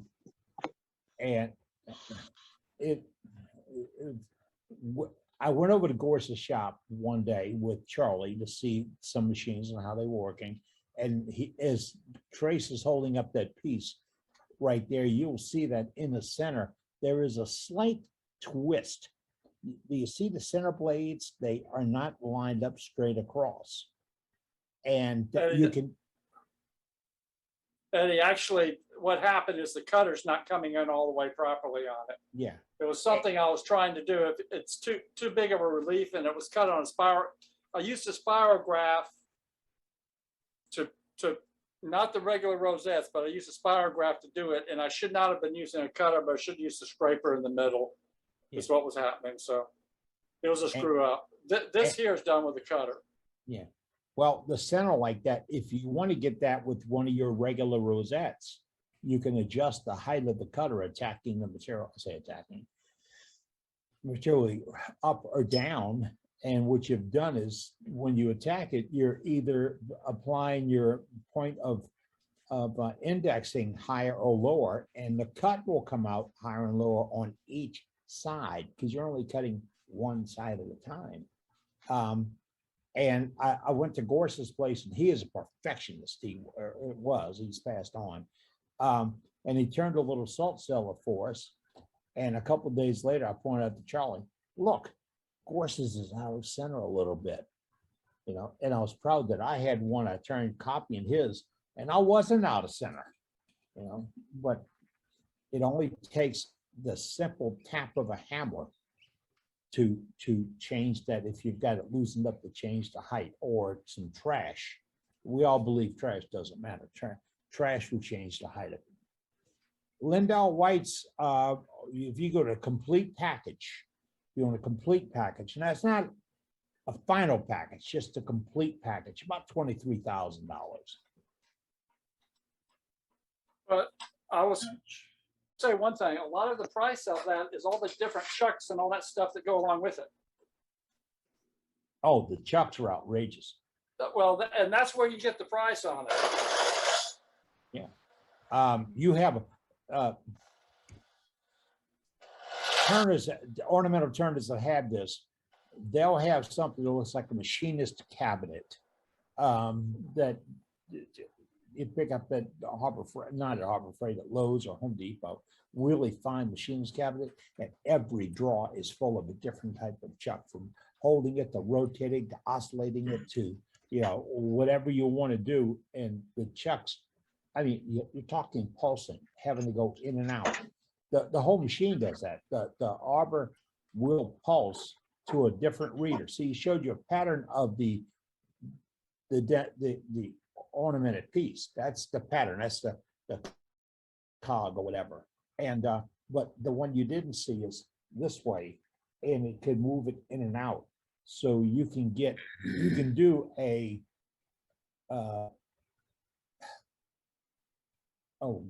Gorse, do you have one nearby? I mean, Trace, do you have one nearby that's done on a pumper? Or No, I don't. I don't, but it will pump. It will pump. It will pump. By pumping, it's just. That's it. That's pumping, and it changes where the cutter. I need to be highlighted again to do that. Oh, okay. Pardon me. You're highlighted.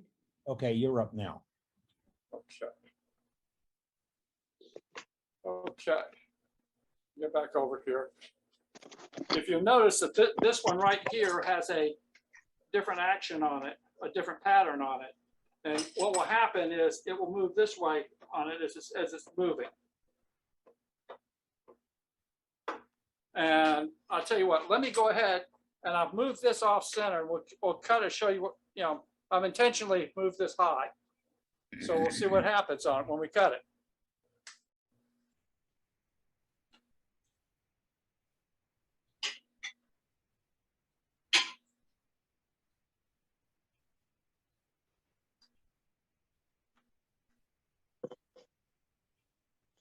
So I'm cutting. I'm not on center when I'm cutting. See, Are folks, you he's above high. center? He's running high. Yeah, I ran it high. I reset this height here. So above center. Yeah. I'm above center. And now, And if you you can see want what that it did. You rosette, see what it did to the pattern. and if you want to turn one, a second one on the same piece and have it lower to make a mirror, he just goes that much below it. Well, it's hard to go lower because it's already set on my. Yeah. Yeah, but if you needed to, turn down your dial wheel and bring it down a little bit. I can. But This is have a you quick cha- change tool holder, and this adjusts the height of it. So that when I'm down, I'm on center. What I just did is I just moved it up a little bit and made it cut that way. It makes a nice ornamental cut. So a couple mil above and a couple mil below? Yeah. Cool. But now, if he went to the other side, you know, he's on the near side. Let's go to the far side. If he cut on the far side, it will, how do you, it's not going to be a mirror. It's going to be an opposite. Okay. Remember how the other one, the high points were on or was a high side was on the left. Watch how this one cuts in. Same cutter, same position, same template. Everything is the same, but we went from near side to dark side. And I'm center. I'm on center too this time. Okay. Huh. Cool. I'm on center. So it's got a very interesting pattern. Sort of neat. I'll move it so we can see it better. And if you play with these, especially now, this is not an extremely dense piece of wood he's got here, but do that in Purple Heart or Cocobolo or. And see what it did. The first pattern I was off center. Now this one's put on center, so it's almost a flat. It's a flower pattern that's circled back off centered on it. Boy, that is cool. That is cool. So that's sort of cool. Huh. That is Bring it pretty to your cool. right, Trey. It's like shadowed. Camera right. Camera right. Right there. That looks so cool. That is neat looking. Yeah. That's cool. Very nice. It's like a flower with outer and inner petals. Yeah. Yeah. And someone asked And- me how And do it you sort of overlaps. someone asked me So- how do you sand those? You don't. Yeah. If you could see his cutters or little triangles on a I want to say it's on a flywheel, but it's on an auger wheel. And he has no vibration because he's doing a suspension a cord thing. And I've got one for my lathe. It takes all the vibration out of the piece and those cuts come out that smooth. Somebody said, can you build your own? Mine is built. Mine's built. And if you would like to get the instruction on how to build it, send me email and I'll see what I can do to get it to you. Cade was pretty much on it a little while ago. It'll cost about $1,000 to build the one I have. What about Bonnie Klein had something? Yeah. Okay, now Good, what I 20 just grand. did, if you'll notice the action on this, what I've done is I'm coming off of a different rosette over here. This is a pumping rosette. I'm also riding this face here, so I'm going back and forth this way, but I'm also riding the side of it to cause it to pump. And if you notice the action, It's going back and forth and this way, it's going both directions. Now watch the So you pattern keep this all the- generates. At one time. So you keep all the cams in line, you just change the piece that rides the cam you want to ride. Yes. And the other thing is, if you notice that this here is a different shape, every time you change that shape, you change the pattern. On how it reads how it reads. Don't even ask about that, the thing on the far left-hand side with the grooves and stuff. Don't even ask them about that. And this is what you have. Every time you change that pattern, every time you change one of those, it changes the pattern of how it rides. When that's riding on there in the pumping action, that's different from one than this one here that pumps. Oh. And it has a different it has a different movement to it. Now, other things you can do with it, you're not seeing it, but over this way, I can set how far it actually comes back out. So instead of going all the way to the bottom, I can have it flatten out on the bottom and not hit the bottom. So I can adjust this over here and it'll come part way down and then stop and have a flat spot on it. But there's so many variables that you can do with it. You quickly go to an infinite number of possibilities. Now, to the furthest camera left, you have looks like a 12 point on 12 bump template over there that for doing a different shape. This one? No, Around here. Further, yeah. Furthest left. Yes. Okay. That is a pattern. Yes. Like, do you see that pattern that's on that rosette right there? That is the design that he can place on the face. And Trey's showing you with a spinning cutter, but all this work can be done with a rotary cutter and different cuts, a cove, a point, etc. And if I have to make a piece perfectly round to start with, I will put my router onto it and turn the outside of it to a dead round, like right in the middle of the screen. That center part is dead round, and but he's probably got another dead round on there or a stop. Here are a couple other cutters. This is a fly cutter. This is just a milling bit. This cutter here has a carbide on it, but you can put cutters on there and put your own cutter shapes to it and everything else. So you almost get into an infinite selections on it. The other thing you could do too, you can put a standard on that tool rest. I can put a standard tool bit and actually do a scraping cut all the way around it.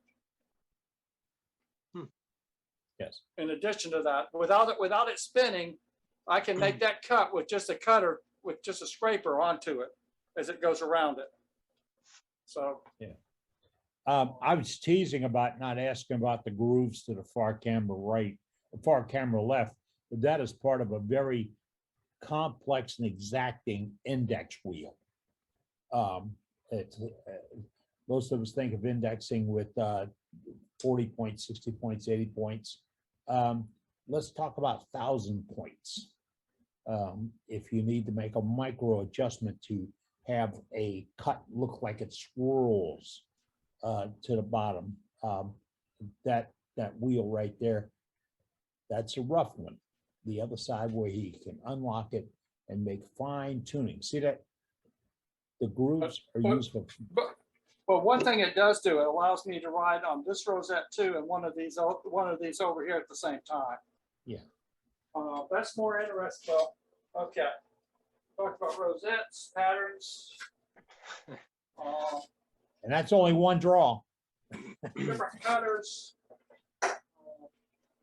Okay, if you notice the end on that cutter, it's just got a tool bit on it.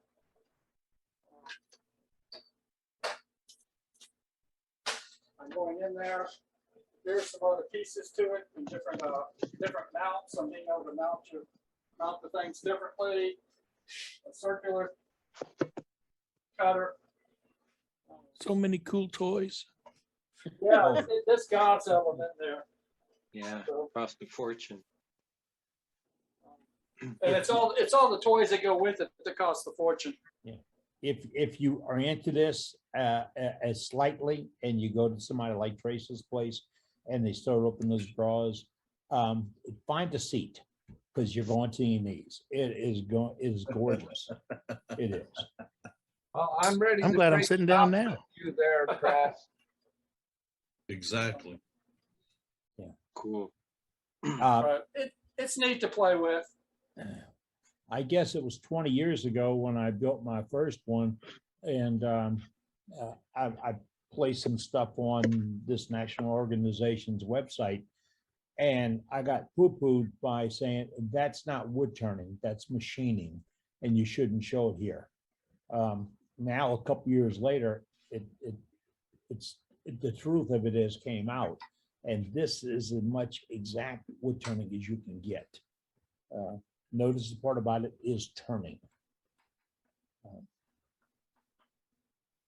Now, Bob Moffett says he can do some of this with a texturing tool. He does. We're going to line him up for the demo. If Dane was here tonight, would have Bob Moffett lined up to do a demo on this. But right now, Bob, you might have bought a little time on it, so you can practice a little bit more. All right. Trace, I want to thank you for your demonstration tonight, sir.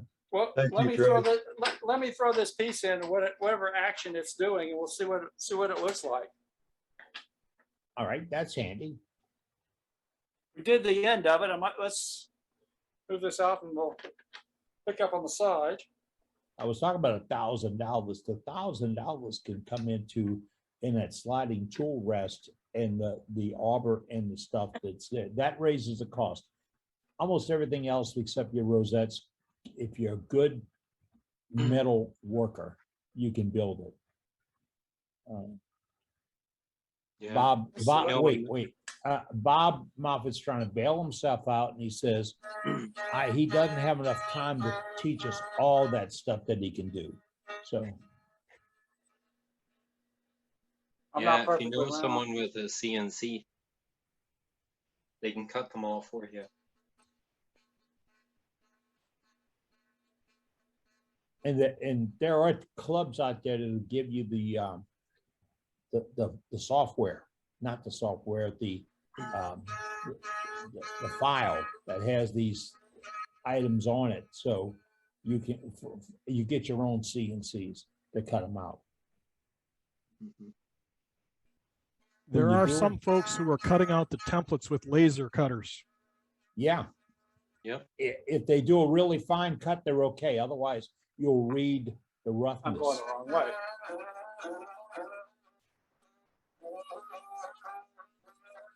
Now, let me make one other change to this.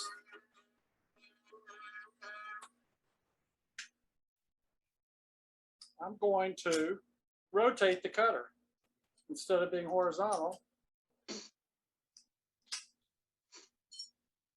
As they say in my world, rut row.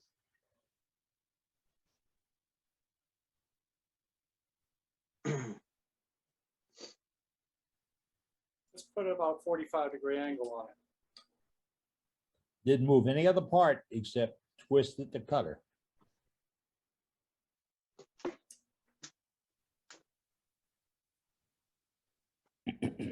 To build that twist gizmo for mine took me 3 days. Now you know why they charge so much for it. And well,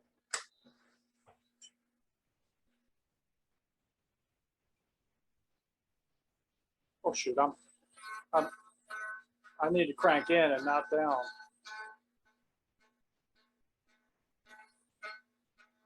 Look at the decoration or ornamentation he placed on the right-hand side. Now, look what's happening.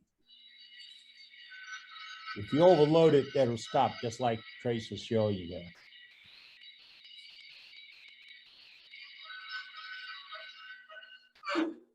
That's sexier than socks on a rooster. I don't care what anybody says. But you can see it's a totally different pattern coming in sideways.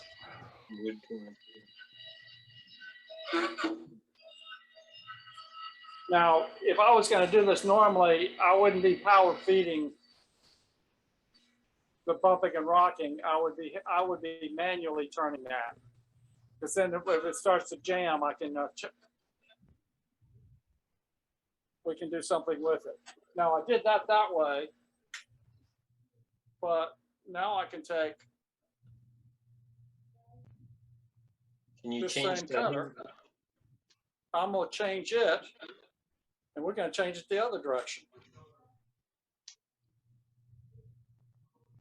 Now, You for always have Ronnie's, to shut the machine down to change to a different texture, or can you change certain things while the machine is running?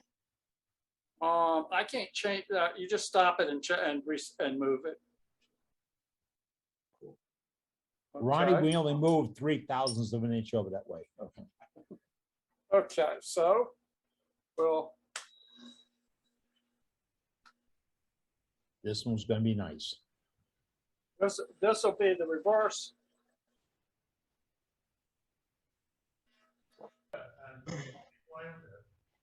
Same template, same setting.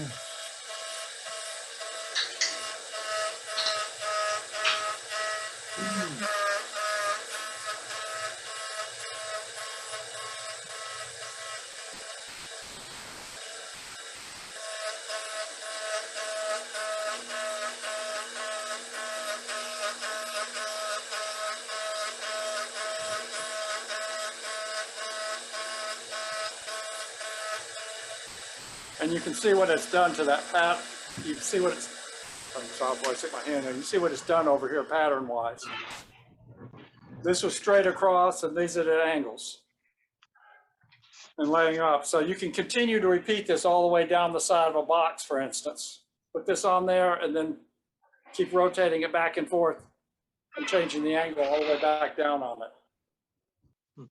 Here's where those little micro adjustments come, because you want them all to be the same. You must know how far you go in and come back out, because that's critical. And then how far do you stage over to make the next cut? And it's all done with right there. And that's why when you get ready to do this, you set that to 0, and I want to go 20 thousandths in, I go 20 thousandths in. And if I want to go 20 thousandths again, I'll reset that to 0 and then move another 20 thousandths for the change on it. So that's the way that's the way the gauge is set up on doing it. And you need to, and once you get a repeating pattern, you need to go back to repeat it. I may take 4 or 5 passes to make the cut and go in, step by step until I get all the way across it. So, but anyhow, just a new animal. New animal. Again, Trace, thanks a lot. Appreciate you giving us this demonstration tonight. And Thank you, Trace. Yeah. Thank you, Trace. Bob Thanks, Moffett Trace. just Yeah, asked thanks. That me- was cool. Bob Moffett just asked what I'll show my ornamental lathe sometime.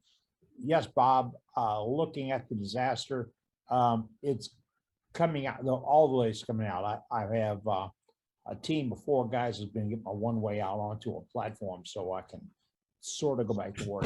But the other area I blocked out is where I'm going to bring the ornamental out. It's supposed to be portable. It weighs a cool 250, 300 pounds. In my younger days, I could slide it in and out of my tailgate, but I brought it to a demonstration for a club in Alabama, and I think I gave 2/3 of them hernias trying to get it out of my truck. But they're so much fun. I really wondered why I needed another toy like that. All right, you're tuned in to worldwidewoodturners.org, our Wednesday evening get together. We're out on the tailgate out there having a good little bit of time. What I'd like to do is pop over. I have to do it. Something just isn't clicking tonight. But I'm going to pop over and show you the gallery, or the gallery for the turning of the week. And get this, it's not a competition, but or a challenge, but is what all of you turners turned out this week. And I got a let's see over here, and if I can, I had a gap problem coming a little while ago. I couldn't get some things to light up properly. Let's see if I can get over to NDI video, and there it is. And is it frozen? Yeah. I am, okay. I don't know if I can get around it. I'm trying to output it and it's just not moving, and I really can't get back on very well. So I'm going to go back to Zoom and drop out, and I'm going to have to work on that for another time. And I do know where to get it from. So let's do some gallery. Doug, you got some gallery up? I've got one here. Tom in East Tennessee's got something for us. Tom? Oh, Tom. I'm here. I'm not there. I'm here. I'm not muted. There Ew, you go. That's ugly. That's me. Okay. I wanted to do a gnome, but mine came out looking more like. Pardon us. If I can get on, there we go. He's It's a- cute. It's a dunce. It's not a gnome, it's a dunce. Yes. It looks like a gnome to me. Looks like a gnome to me, bud. My hat's Yeah. kind of Doesn't tall. it? Yeah, looks like a Yeah. gnome. Yeah, Looks like a dunce. the hat's a subjective thing. You know, That's cool. See it that good. looks really good. I like it. But I think anyway, he's cute. I like it. I got another one here that I can't hold it with my hand, so I mess up his hair. So I got it mounted on this thing. Cousin it. Happy Halloween. Yeah, cousin it. Yeah. That's it. That's great. I love it. That's awesome. That's what I got. I love it. Nice job. Thank Really you. All right. nice. Matt Harbor's got something for us. Where you at, Matt? Oh, Matt. Me. Did you get Rich Borchers? He was ahead of me. No, I didn't get him. Go I ahead. was too, I think. Okay, I'll have to go back and look. I missed him. Well, let's sure I can roll with somebody. All right. Well, I'm ready to go. So. I can start dancing. Yeah. Do a little dance. Okay, Matt, you should be.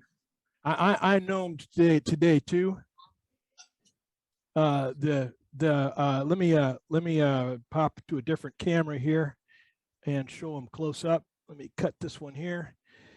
This guy is he's got 2x4s on the top. This is a 2x4, and his nose is a 2x4.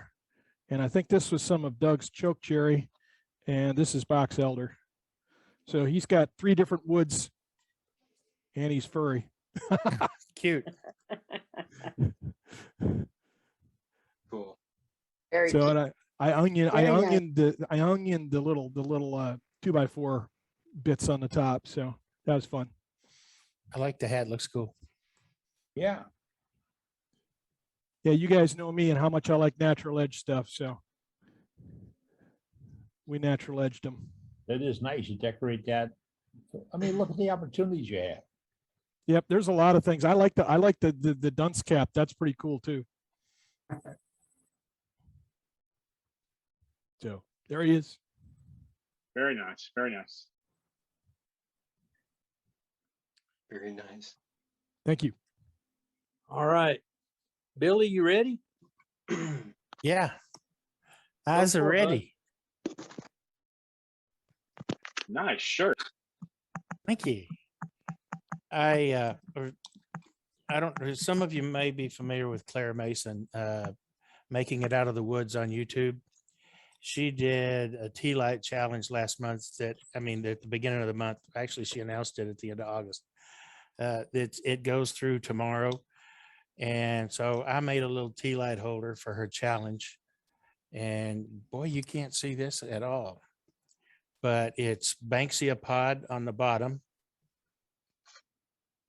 So I used half of a Banksia pod for the pedestal base, and the tea light holder is actually just a piece of resin, excess resin that I poured up from another project. But ever the overachiever, I had that Banksia pot and I thought, okay, what am I going to do the other half? So what I did was I made another one. And so this is the pedestal base for it. And I used some more resin left over from my my acorn cap box that I did. But I went just a little bit further and I scrolled the tree in this lid and then filled it with resin. Oh, that's really nice, Billy. Nice job. My goodness. Oh, very nice. Cool. And Wow. let me Phenomenal. let me turn this That's like- on so you can. That's like stained glass. Yeah. Yes. So I scrolled that with my scroll saw and then turned the, and that's what she looks like. Whoa. Awesome. Very nice. Beautiful, man. Wow. Wow. So just played around a little this week. Finally got some turning done. I was really excited about that. Good job, Billy. Nice job. Nice. Thanks. Billy. Absolutely amazing. All All right. Looks like Kate is up next. Kate, rock and roll, bud. All right. Hi, everyone. Am I muted? Nope. All right. Hi, everyone. Hope all is well. Tomorrow night, I'm doing a demo for the North Texas Turners. So I figured I'd do a little practice today. And I also figured I would start early because Christmas ornaments go on the off the shelf quite quickly. So I'm just going to switch my camera here around and I'll show you what I whipped off this morning.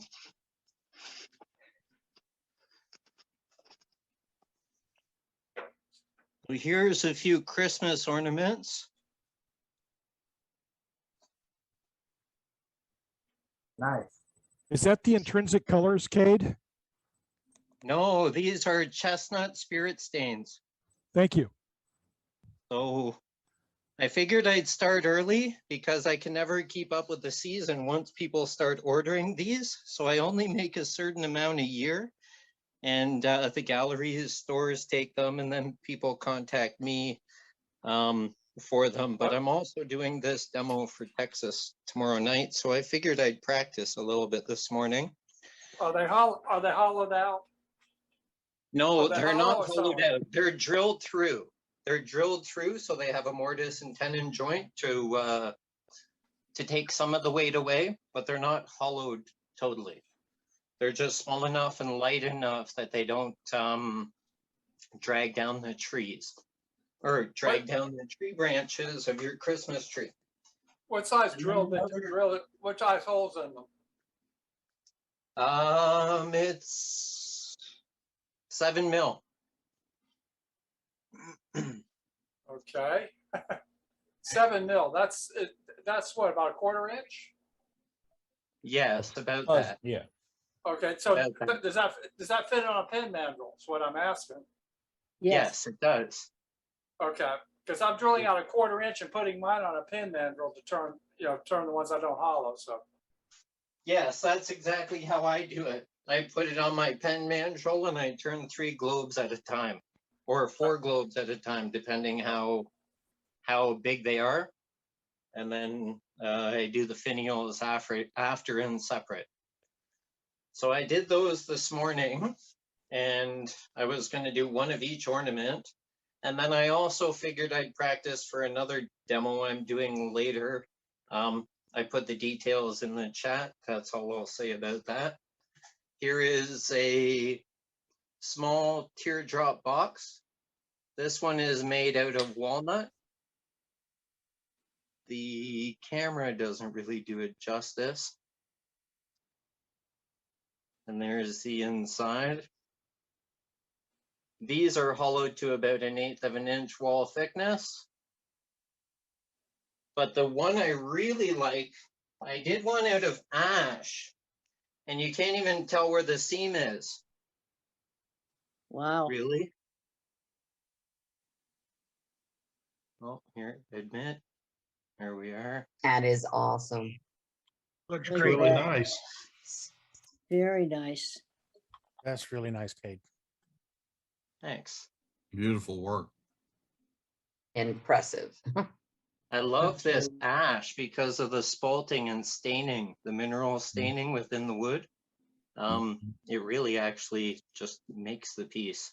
It would be quite plain if I just used regular old ash, but if it was plain, I might be inclined to color it or embellish it somehow. But The grain looks like it's melting. yeah, it's kind of cool how it's melting down on this Yeah. one side. Put that in the mic.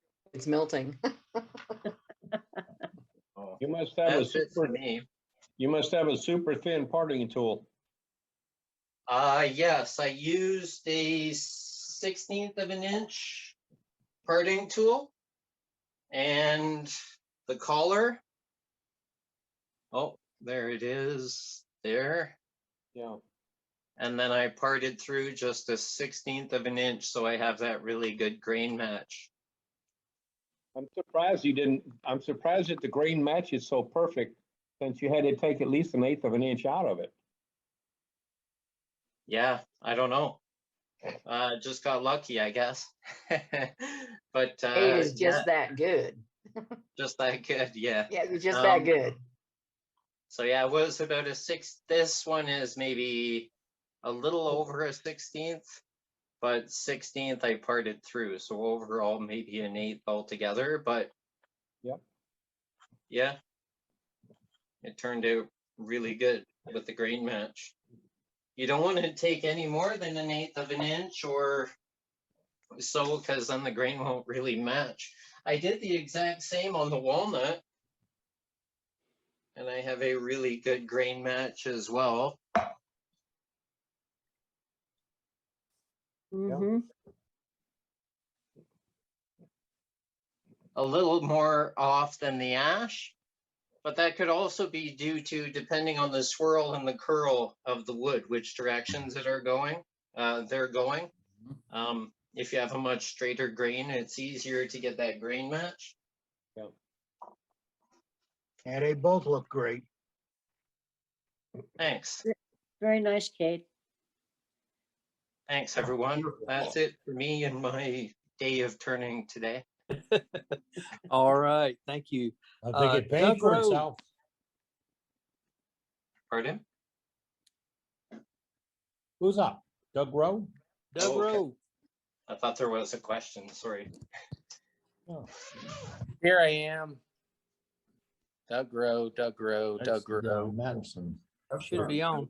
Doug Rowe, Doug Rowe, Doug Rowe. Do you see me yet? I see Doug Miller. We got you, Doug Rowe. Oh, now I see you, but I don't see me spotlighted. I'm ready. Well, with anyways, mine. if you guys say you see me, let me turn my camera around. I see Kate and Donald. You see Caden That's Donald? what I see. I do too. I see Caden Donald. I do too. I've lost Doug Rowe completely. They both have beards. I don't have a beard. There he you go, is. we're on the right. There I am. There he is. Here he is. All right. Because he's out of Arizona today instead of in Arizona. I just spotlighted you. Okay, so big shout out to Gary Bobenhausen. I hope I'm saying your name right. Abendhausen. Bobenhausen sent me 10 exact duplicated pens. I don't know how he did that. That you is- cannot tell that one is from exact. the other. Wow, They are very nice. They What's are the so wood? perfect. Like Very I know you can't feel smoothness over a video, but these things are like sliding my fingers over glass. So Wow. Gary, wow, those things are awesome. real nice. And Very, each one very is nice. unique. I mean, they are unique, but they're also so exact. Like I don't know how he got it so perfect. He's just that good. He is that good. Yeah, No. Dumb luck. they look really nice. What's the wood? A teak or a No, rosewood it's or a walnut walnut? with 2 coats of sanding sealer and then buffed out with quad aught steel wool. What do you guys call it different? 4 anyhow, it's- Chipboard. yeah, and buffed out real nice with that. And then I just put a friction polish like on them. Oh, nice. Very nice. Beautiful. They are. house. They're gorgeous. They're gorgeous. And each Great of job. those will be given to an active troop in our military to protect our freedom. Each one will receive that as a gift from you, one American to another American. That's so nice. I don't know. I might keep these ones for myself. Just kidding. I might keep one of them. Very Eddie? nice. Well, you're Nice. in the military, so yeah. Yeah. Hey, Eddie? let me jump. Here's a new pen turner. Somebody pop him up. Where's he at? I can't do it. I'm not a co-host right now. Turn Ronnie on. What's the name? Ronnie Barnett. There Ronnie he is. Barnett. There I am. All He's right. a new guy, right? We were talking about Freedom Pens, and I want to give a shout out to Joe Klein. He sent me 10 pens, and Andy Schuster sent me 8 pens. So if you add that with Doug's, that's a whole bunch of pens that we received this week. And I want to tell everybody thank you for turning these pens, and they'll go to these servicemen as a thank you. So Now, right now, Ronnie, we're covering Army, Navy, and I think we have Air Force contact, or came in last week through chat. So we got it covered looking for, oh, wow, Ronnie, you handle the Marines, don't you? right, I'm handling the Marines, so we got it covered now. No. We have the Coast Guard out there. Oh, okay. All right. We need somebody to cover the Coast Guard. That's it. Now, Now, Ronnie, you need so many pins by a certain date when you go to graduation. What is Right. that? What's the count and the date? Okay.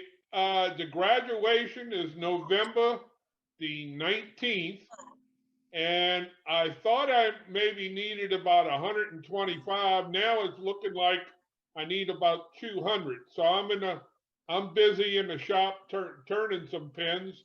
But if anybody's interested, I'll sure put your pens towards the Marines. So You should get another 10 either Thursday or Friday. good. We can all jump in and help you out, Ronnie. We can. And we're helping our troops out. That's what we're doing. There you are. If you would, put a little card in them, so when these guys get them, they'll know who they coming from. They not coming from me, they coming from you, so. Put an email address on that card when you do it. Put an email address. Do we need to prioritize Ronnie's effort, because he has a deadline date and a number of pins he needs to meet that date? Right, so. So Just do do we want both. to? Yeah, do we want to put a priority on, or recommend putting a priority, send them to him to start with, because he wants to give everybody in the graduating class one. I That's agree. what I he's trying to second that. do. Yeah, I agree. With all the So, folks we have on tonight, if we all did just 5 pens, we'd meet this goal. There you go. There you go. Yeah. And Ronnie, you and I talked earlier today. We talk every day. We talked earlier today. You were out there turning, and we talking about you're using your skew. I was talking to Eddie today, and I picked the skew back up, and I sharpened my skew at 25 degrees, and I'm honing it to 3,000. And I was telling Eddie, when that skew's working right and it's sharp like that, you can take those shavings from one end of a pen blank to the other end, and it comes out off the end all together. That's when you know that skew is working. No, that knows when you know how that skew works. Well, It's I a love great it. skill builder. Don't laugh at pens, folks. They're a fantastic skill builder. right. And I'm taking them from square all the way down with a skew. So, you know, it's a great tool to use. Good, Ronnie. We're going to make this happen for you, bud. Can somebody put me in as a co-host? I want to share something. I want to do this gallery. Aren't you a co-host? No, sir, I'm not right now. I'm not locked in. Hey, Ronnie, this is John in Alaska. I just need your address. Okay. I got 20 pens for you. All right. If you go on the website and look for Freedom Pins, Okay. it's there. All right. Okay. And Thanks to everyone for participating. There's something else too, people might be aware of. The post office is starting to slow down their deliveries. It was in the newspaper today. And I've got something coming from New Orleans to Oklahoma City. It is now going to take 1 week to get from Oklahoma or from New Orleans to Oklahoma City. So people might want to be sending that either FedEx or UPS if it's coming close to the deadline. And if it came from me, it's coming on priority mail, and you know that's a crime. Really. Speaking of that, I had something coming FedEx, and I called about it, and they saying it's taking 10 business days for you to get something. 10 business days. That's 2 weeks. Hey, along those lines, so Doug Miller was the high bidder on the piece that I'd auctioned off for Kim Tippin. My wife's listening in, and she says, your buddy still hasn't gotten that yet because she's watching on the tracking number. So apparently it's somewhere in Cincinnati, Ohio, I guess. And I don't know, when did I send that? Over a week ago to you? Something like that. Yeah. So They just it's haven't coming. felt- It's out there somewhere. Yeah, they haven't fed the donkeys in a week or 10 days, so that's why it's being held up. Have you Thank you, gotten Ronnie. any We're pens gonna rock from- and roll for that, Ronnie. We really are. Well, And, thank you all very much. And folks, somebody said, what are the standards? Is it a pen you would use? That's all I gotta say. Is it a pen you will use? Our troops would appreciate it very much. Hey, I have a little gallery because I want you folks to, you members to vote on the gallery tonight. So I'm gonna pop up this. There's no audio to go with it. And I had to rebuild this thing completely while Trey was doing his demo. So tomorrow I'm going to watch Trey's demo live and in person on tape. But right now I'm going to go to this and show you what we're talking about on the gallery. Here is our gallery for this week. These are a series of turnings. I'm going to start it right now. A vote by item. Now you might get a couple of same photographs because guys are really good about this, like these last two are the same. Pick the one you like the most, make your little notes. Take a look at the quality of the work, the artistic design, the finish, all of it. And look at what our members are turning and how they're turning it out. And this will give you some brain ideas, some brain fuel, because this might get you started. Look at that. Whoa, wait. I didn't want to put the names up here because we want you to vote for a favorite friend. We want you to vote on your favorite piece. And we'll do this each week. This runs for 1 minute, 8 seconds tonight. And it can be longer tomorrow or next week when you add art. Send us the art you have. And there are, I believe, 16 items in the gallery tonight, or 17, something like that. Pick the one you like and vote on it. Okay, by raising your hands, let me know. Do you want to see this again? All right, I'm going to go back to it again. It takes a minute, so I'm going to show it to you so you can pick that one you want again. And this is for our turning, not turner, turning of the week. And this is one of 2 recognition type programs we're going to start here. Item numbers in the lower left-hand corner. And Trace is going to put a poll up in a moment that you It's can hard vote. to, Eddie. Is this a novice or which one? I It's can't hard to- tell. It's hard to see the item number because it's being hidden by the words that are coming across, the caption. By the Can we move timeline. the item number up, maybe? I 'Cause it's can in being the hidden future, by the yes. captures.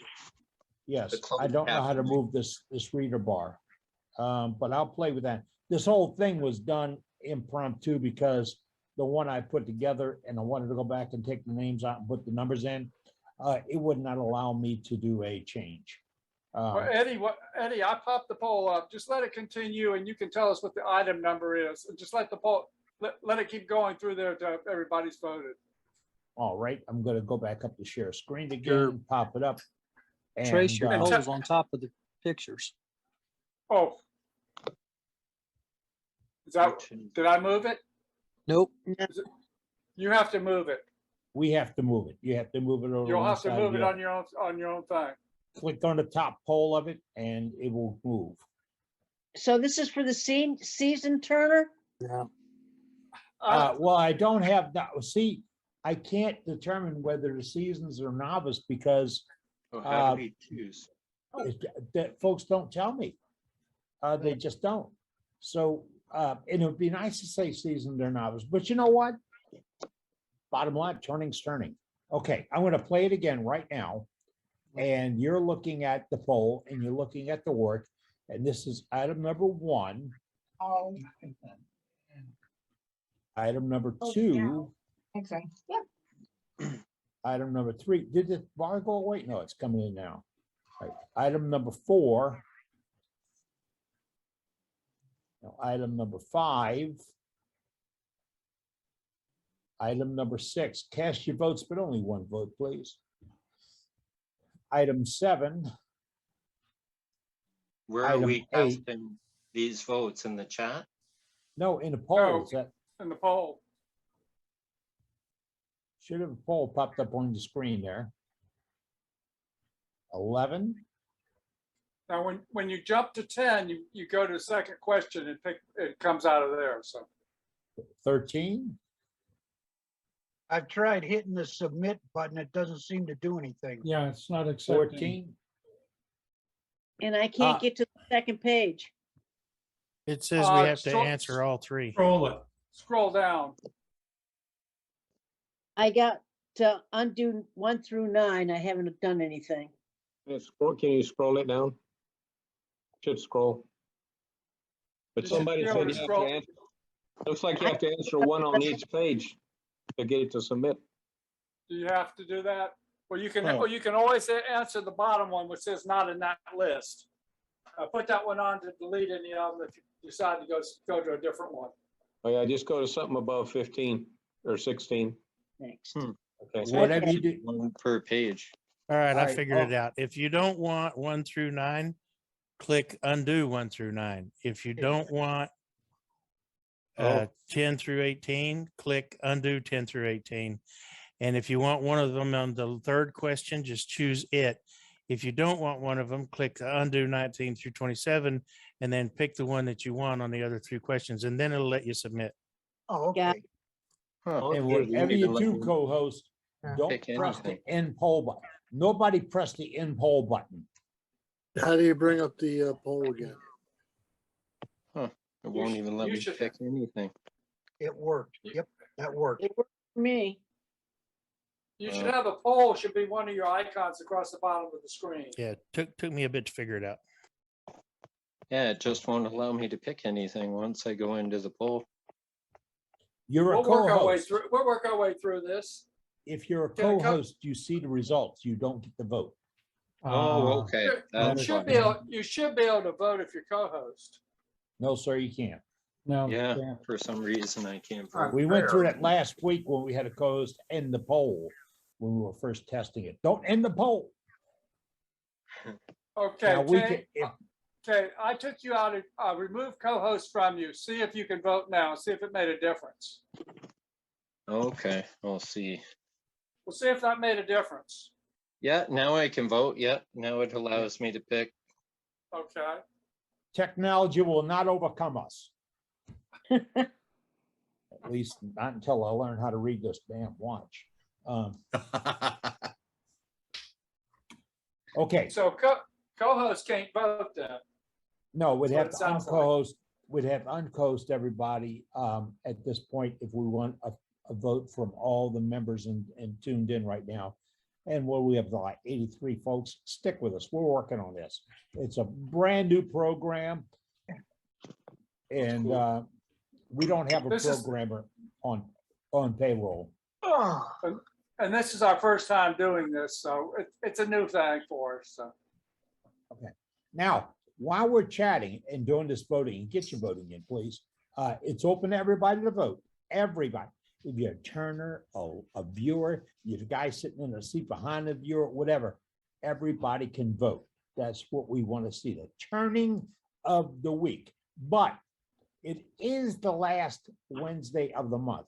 And on the last Wednesday of the month, we will select or recognize the turner or the member of the club who made the most difference in your turning for this past month.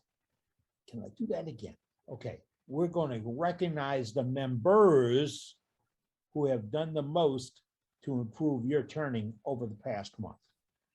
And I say members, it's not a contest. This is a recognition type function.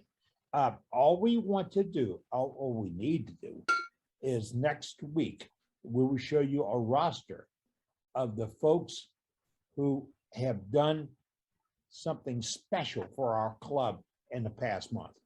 It's not a demonstration. It's not a technique. It's getting involved in this club. So next week, you will see a roster. It'll be alphabetical, a roster of names of the folks that made a difference in this club.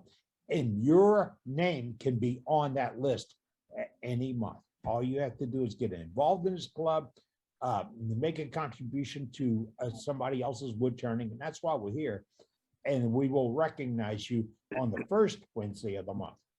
We don't make that too confusing, but every month we're going to do this. We're going to ask you to pick the best member of the month. And how do we do it? You're going to have to submit that reference by Gmail. It's worldwidewoodturners@gmail.com. Don't put it in the chat. Don't put it on the screen. Don't raise your hand. It is by email and only by email. Otherwise, we'll drive some people totally crazy over this. But if we get the emails in, I can sort the emails. I've got a lot of time. I can sort the emails out, and next week we'll recognize those members who made the difference. Trace, are we going to shut out this thing? Look like we only have 45% participation. Well, I'm gonna go ahead and end it. I am not going to post it to everybody because they don't need to know how many people voted for what. They just need to know who won, which piece won. Okay. Do you know the number? Oh, just a second. I'm gonna end the poll. And I'm looking at it. I believe the one that won was the one that was made out of wood. Find the one that was made out of wood. Yeah, it was the wooden one. Are you sure?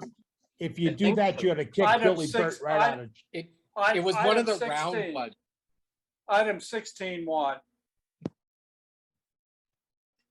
Okay. Good job, item 16. Now I got to go look at the chart because I didn't do this the way I wanted to do it. And, you know, we're practicing with this and I lost it. So I'm going to go back to share and I'm going to call up the share screen again. And I'm going to zip through it and see number 16. I want to ask Trace a question. Trace, did you add up the ones that had multiple pictures? No, I just simply looked at which number had the most things on it. We had items in there that had 2 or 3 pictures of the same item. I can't tell that unless I know which ones they are and how they group together. I can't really tell. I got to look at the series again. Yeah, I can tell you, I know the Turners, and I don't think we have any overruns like that. And we'll look at them again. But right now, several of them had several views of the same item. Yeah, I know the ones that had that, and I'm looking at the results. You need to add those frames together to get a good count. Yeah, and right now, our base count is placing the piece by Cade Boger up that I'm going to go back to that. Hold on, I'm going to be with you in a moment. I'm going to stick around. I'm going to put this back up again. Yeah, you know, tell us the names though. Okay, this is item 16. If we can switch over to see that with me, I'm in share right now. Is it coming up? Yeah, Yes, it's up. we see it. All right, that's item 16. That's Cade's work. Thanks, everyone. And that It's had, beautiful, Cade. that had two. Very well, nice work, Kate. Yeah. Yeah, it's beautiful, Cade. Good job, Cade. As Not usual. bad. Very nice. Wonderful, Kate. And we're not going to do seconds and thirds. That's not going to be in our program. I told you And, it was one that was made out of wood. Eddie. Good job. Eddie, Go ahead. in the future, when you set the slideshow up, number one, move the number up higher. But if you have multiple shots of the same item, just put 14A, 14B, 14C. Yeah, that came to mind, but Trace, the way I did it tonight was tap dancing. I know that. I'm just saying it. I'm just saying in the future, if you go ahead and just put 14A, 14B, and 14C, you're still voting for item 14. It doesn't make any difference in where it falls. So I agree. That'll help us a lot. Yeah. And now, guess what, folks? We're learning every week. It's like your wood turning is getting better. We're getting better. We're not too old to learn. Pardon? We're not too old to learn. Oh no, we No. we don't go chasing tires anymore. We're up to speed. All right. And please, if you're a novice turner, tell us it's a novice piece, and you will not be competing against Kate. No, we can break So, it. We can break it. If we You can won't get, be competing against Kate every time. So give you a chance to win some. Do it. wait a minute. What do you mean competing against Cade? It's like, Competing Cade's against up his here. work. Yeah. Cade's up here and is it's the other way around. I'm just cutting Cade some slack. But no, folks, if we can get it down to where we can look at novice turners and seasoned turners, we're not ever going to use that word pro. It's novice turners and seasoned turners. If you let us know that when you send in the image, if we can get that rolling to where it's, in your opinion, then, and really it's your opinion, we can't say yay or nay to it. If we get that rolling, we would make this second poll or a poll that adjusts for that. We can handle that. We can get it going. We got a pretty good guy with the polls, and he's our host, and we can make it work. But remember, we'll do this each week, and it's based upon the images you submit.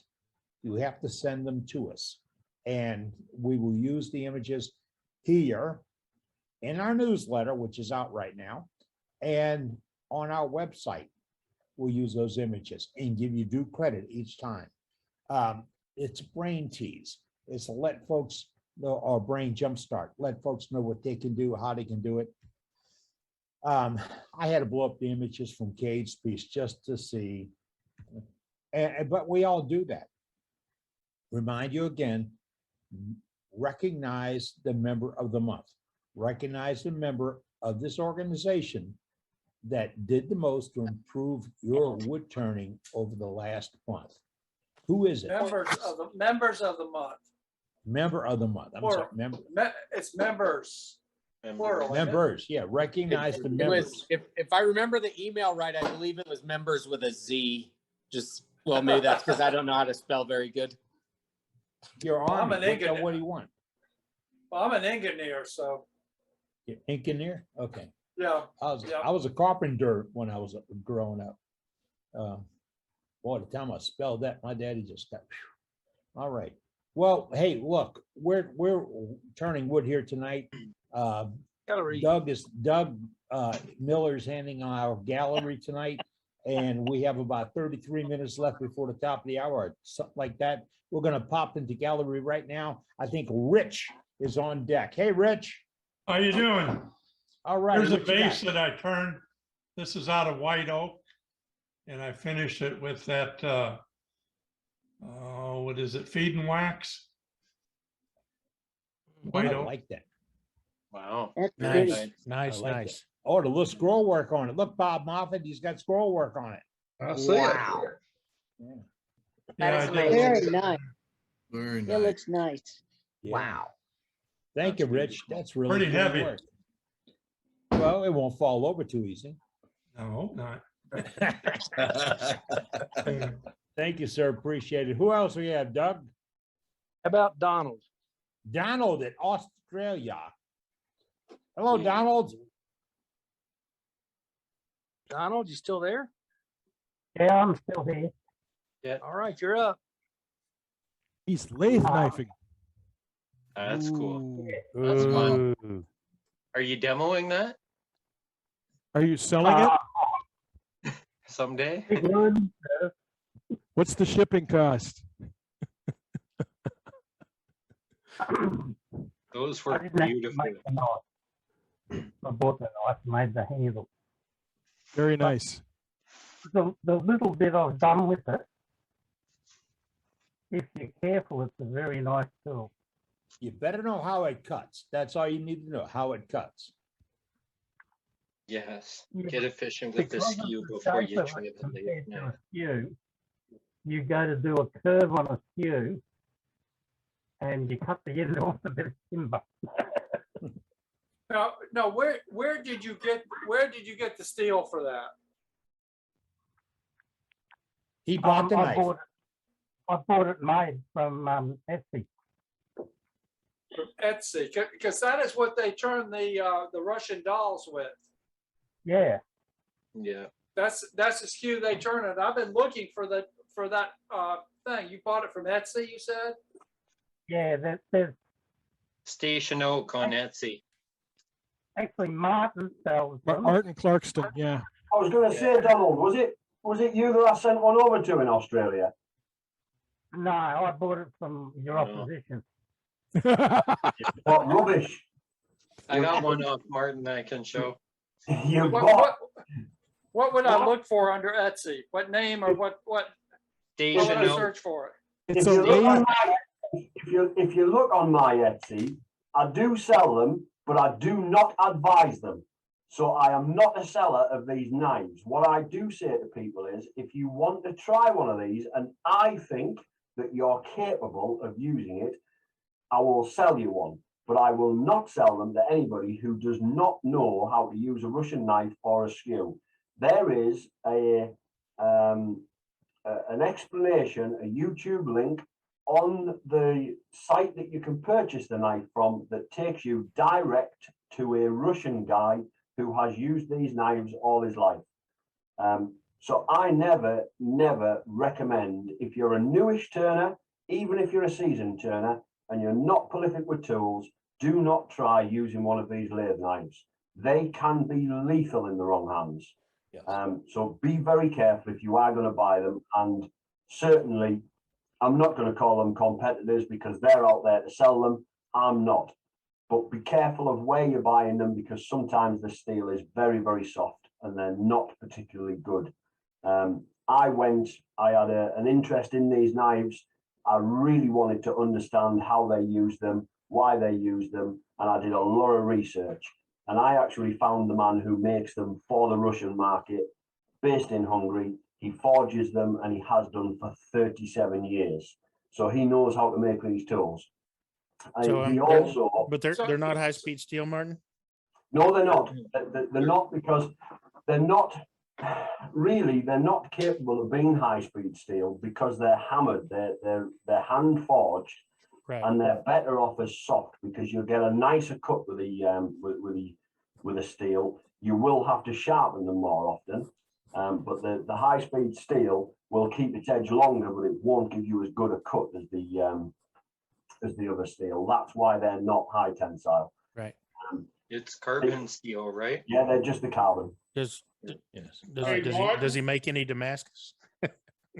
And he makes the other one that he makes is the ring tool, and I've seen these, and I looked at them quite a lot from various suppliers, and they tend to make them wrong. The Russian ring tool is sharpened on both sides. So you've got this tool, this ring at the end that is sharpened on both sides, which allows the man to make a cut from one side of the ball right the way through, all the way to the other side. And it makes such a difference. What I will say with the Russian lathe knives is they take wet wood far better than they take dry wood, because over there a lot of it is just trees that are cut straight down and put on the lathe. So when you're wet turning, they're fabulous tools to use, but you are asking an awful lot of a lathe knife to be going through kiln dried timber. So again, it's kind of understanding the process. There is one of the best guys to look at, and like I said, he is the lathe man. He is the lathe knife man. There is nobody better in Russia than him. And if you go on the site, there's a link to the sort of the safety demonstration that he did. He did a safety demonstration because he saw an English seller demonstrating one of these knives, and he was that taken back by it that he felt he had to do a presentation to try and explain to people, you can't use this knife like that, you're going to end up hurting yourself. So he did a safety video for the world to try and explain, look, this is not what you do, don't ever try and do this with one of these. You know, if that knife comes back off that lathe, it is going to go across your hand and fillet your fingers like you would a fish. They are horrendous things. Yes, but Ronnie has one. In fact, Martin? Trace, I can get you a good deal on it. Ronnie. Martin, I would suggest I have one, and after I bought mine, the guys start making like a modular type, and it the head is separate from the shaft. Yeah. Do not fool with that one. You No. want a one piece. Yeah, I bought one of those and it's junk. This was one of the, I agree. This was one of the problems. Everybody that's fooled with the modular type, the two piece, it does not work. You need it to be one solid piece. Yep. Ronnie and I agreed. know a club in Napoleonville, Louisiana. We call it the Bad Five, and a whole bunch of them bought one, and they're using them to hold doors open. They cannot stand them. Hey, so back to Donald Masterson. Have you used it yet? Then, after you turned that nice handle for it, have you actually used it?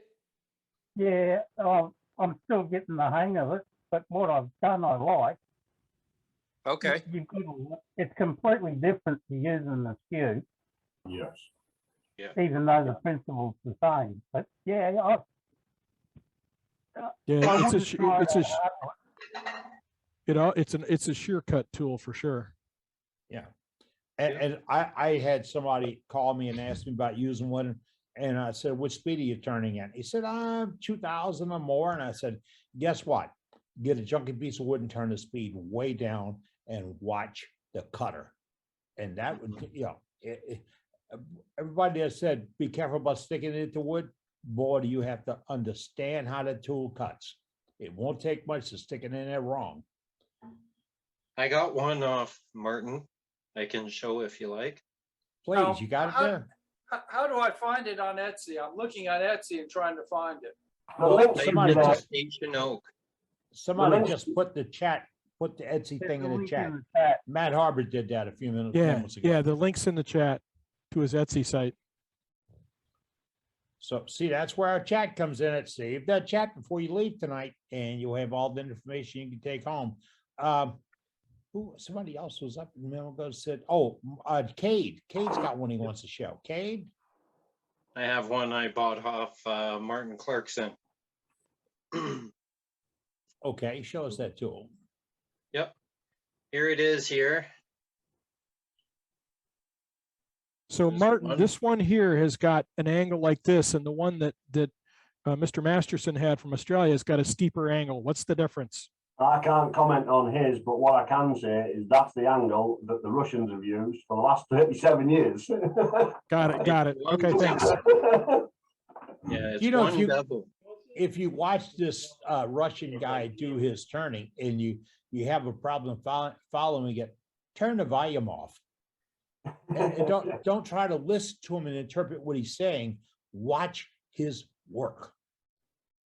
I think that'd be a good demo using that thing. You look at the thickness of that shaft that runs into what Cade's turned at the end there, because I used to do them with handles, but they're too long, and most of the orders are actually coming from Germany. Germany and the US is where I'm pretty much posting these things out to. So I've now done away with a handle option of the because they're just too long to send out. And really, if you're capable of buying or want to buy one of these things, you're capable of turning your own handle. But you can see the size of the shaft that goes in and the weight that needs to be behind that tool. Don't shortcut it. Don't even No. shortcut it. No. The handle, the length of the handle I turned is a foot long. And then the shaft is about 6.5 before I get to the harpoon. But yeah, that tool goes a good 2-3 inches into my handle. And that looks like it's about 3/4 in diameter, isn't it? I was going 5/8, but let's see. What is it, Cade? 5/8. 15 mil. Oh, is it 5/8? Yeah. 5/8. Yeah. It just goes into the largest collar on the handles. You know, the interlocking handles that you get. It comes in 3 different size collets. Whoever makes them these days. I've got one that does 3/4 up down to 1/4. So it goes in the largest collet. Hey, Billy. That's 3/4. Yeah. If you saw Cade trying to shave with it, he could get you one for that. Yeah. If you're interested in one of these lathe knives, like Martin said, go on YouTube and look up this Russian guy. Yeah. Not only you'll see this tool, but how primitive this guy turns. You haven't, Ronnie, have you seen the one where he uses the axe to bash it into the headstock? Yeah. He starts off with a homemade lathe. He starts off with a homemade lathe with a piece of drill pipe. And then he takes, as Martin would say, a piece of timber, and he takes an axe to it, and he puts on one end, he starts chopping on it. And then he takes this piece of timber and he drives it into that piece of drill pipe with a axe. And when I first seen that, I called Eddie and I said, Eddie, you gotta watch this, because there ain't no way this is staying in here. But and how's he bring up his tailstock, Ronnie? There is no tailstock. There's no tailstock. How does he adjust his vertical and horizontal on his tool rest, Ronnie? But when you watch this guy, you just in awe. This man can turn wood. You hear me? I'd forgotten that he didn't use a tailstock. He uses the lathe knife and he uses that ring tool, and he can make that thing walk and talk. The adjustment that Eddie's talking about is very easy because you don't have the tailstock, so you just hit it with the axe. Yeah. And you don't have a tool rest. There's a pipe that goes across, and he juices in and out to get to. Yeah. But I've watched him turn 4 identical bowls out of a piece of 6-inch timber, 4 identical bowls, and he turns all 4 of them. Zip, zip, zip, zip, zip. Shows you how to use that hook tool or ring tool, cutting on the far side. He makes it look so easy, but he's an experienced turner. If somebody can find a link to his YouTube website and put it in the chat, I'd very much appreciate it. Is that ring tool now, Eddie? Is that ring tool the same thing as what some companies refer to as a termite? No. Tool he uses. It's an open hook, sharpened. In this case, it's sharpened on the bottom because you're reaching across. Oh, it's open. It's not a ring. Correct, sir. I call it a ring tool, but it's a hook tool. It's a J shape. Hey, remember, we're wood turners. We can change the name out of anything, anytime. You know. I have a hook tool if someone wants to see one. Let's see it. The termite is like an O-ring that is sharpened on one end, one side. Yes. There we go. Here's a hook tool. This is a Michael Hoslock hook tool, which is he fabricates and makes. So here's one, and it's only sharpened on one edge. Right. So it would be held in the tool this way and used at that angle, or that angle, actually. presented to the wood in a trailing mode. I have another one here as well. And these go into a quarter inch hole with a set screw, 2 set screws. And they work really well for end grain hollowing. Yeah, end grain, yeah. Oh, they're awesome for end grain. Just while Katie's on, I'll show you the comparison on the Russian tool. All right, hold on. This is the Russian hook tool. Wait a second, we got to spotlight you. All right. There we go. Okay. Wow. This is the Oh, this is the Russian tool. They're definitely aggressive. You got to present them to the wood. You can see how tight the ring is compared to what Katie's just shown you. Right. And also, they're sharpened on the inside edge here. And if I turn the tool around, they're sharpened on the inside edge of that side also. Wow. Okay. Mine are only So- sharpened on the outside edge and only on one side. No, these are both inside edges on both sides, nothing on the outside. So So- it will cut on both sides. You can It cut will on the cut back side right- or the front. Right Right across the across. wall. Yeah. Yep. You'll see it. I've put a YouTube link in for the Russian site. If you can go through some of his videos, he'll also show you cutting right across the ball with one of these. And you don't sell the ring tool though, do you? I've got I've got both because, like I say, I get these. These are manufactured. I bring them in from Hungary. When I go out to Hungary, I go and see the man that makes these. But and I have didn't. them- I didn't see the hook tool on your web on the Etsy site. No, it's not on there, Trey. Just drop me a mail. Okay. Don't buy it off me from Etsy. Okay. Just drop me an email, Trey, and I'll sort them out for you. Okay. And your email address is. I'll pop that in as well. Pop that on the web on the chat.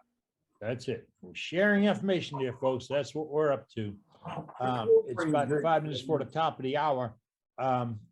We've been talking, we kind of got off the sidetrack a little bit. But Doug Miller's handling our gallery. Doug, do we have real quick ones we got to pop into right now? Well, we got Scott. Scott, you still there? Scott counts. Let's go to Scott. You got me here? Yes, sir. Go ahead, please. So I had Pull some it back towards you. Pull it back towards you. There you go. I had some leftover cherry burl that I didn't know what to do with. So this had a lot of holes in it, so I used some black Starbond to fill the holes. Nice. That's pretty. Anything more that cherry you don't know what to do with, just send it on to me. Love the burl. It's a really pretty burl. Beautiful. Yeah, who don't love burl? And I'm not going to throw away any of the pieces. I'm not calling them scrap. No, that's against the rules. All right. Who that's else all we I have? have. Go ahead, Doug. Let's pop up somebody else here. Okay. Tim Hatch has something to share with us, but also has a question. Go, Tim, go. You're muted. You're muted, Tim. Unmute. There we go. All right. So this is just a little thing I was dinking around with my skew, making a captive ring. So that's first time doing captive ring, and that's all done with the skew. Good job. Thought that came out pretty cool for Looks great. a novice turner. And earlier I mentioned in the chat about CA stain. This is ingrain on pecan. Yep. And it's a inlaid bowl that I did, but I've got the stain. So I'm thinking to myself, I'm probably screwed over on it and no way of getting that stain out unless somebody has some bright ideas that can help me on that. As far as I know, there's no way to get the stain out. However, in the future, one way to prevent that from happening is put a couple of coats of shellac. I dilute it to about a 1 pound cut. Shellac sanding sealer. I do at least 2 coats before I apply any CA. That way it keeps the CA out of the grain and only puts it in that where you want to hold it together.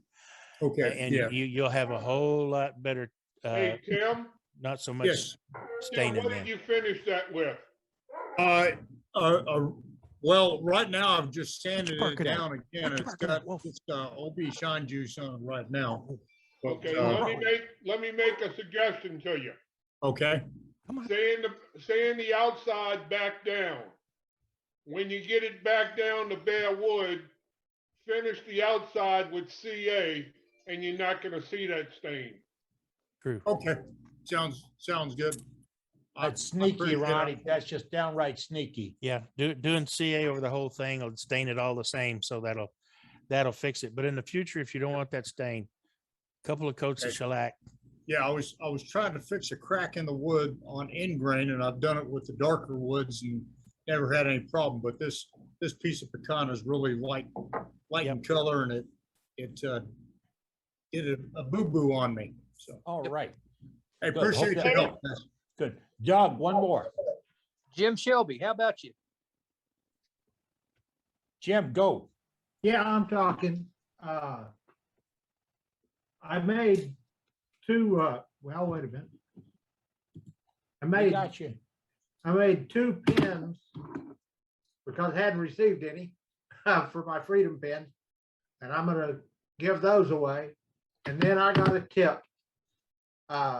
I don't have a pin press for pressing pins, so I took two pieces of maple, and these go in the headstock and the tailstock of my lathe, and that's what I use to press my pins together.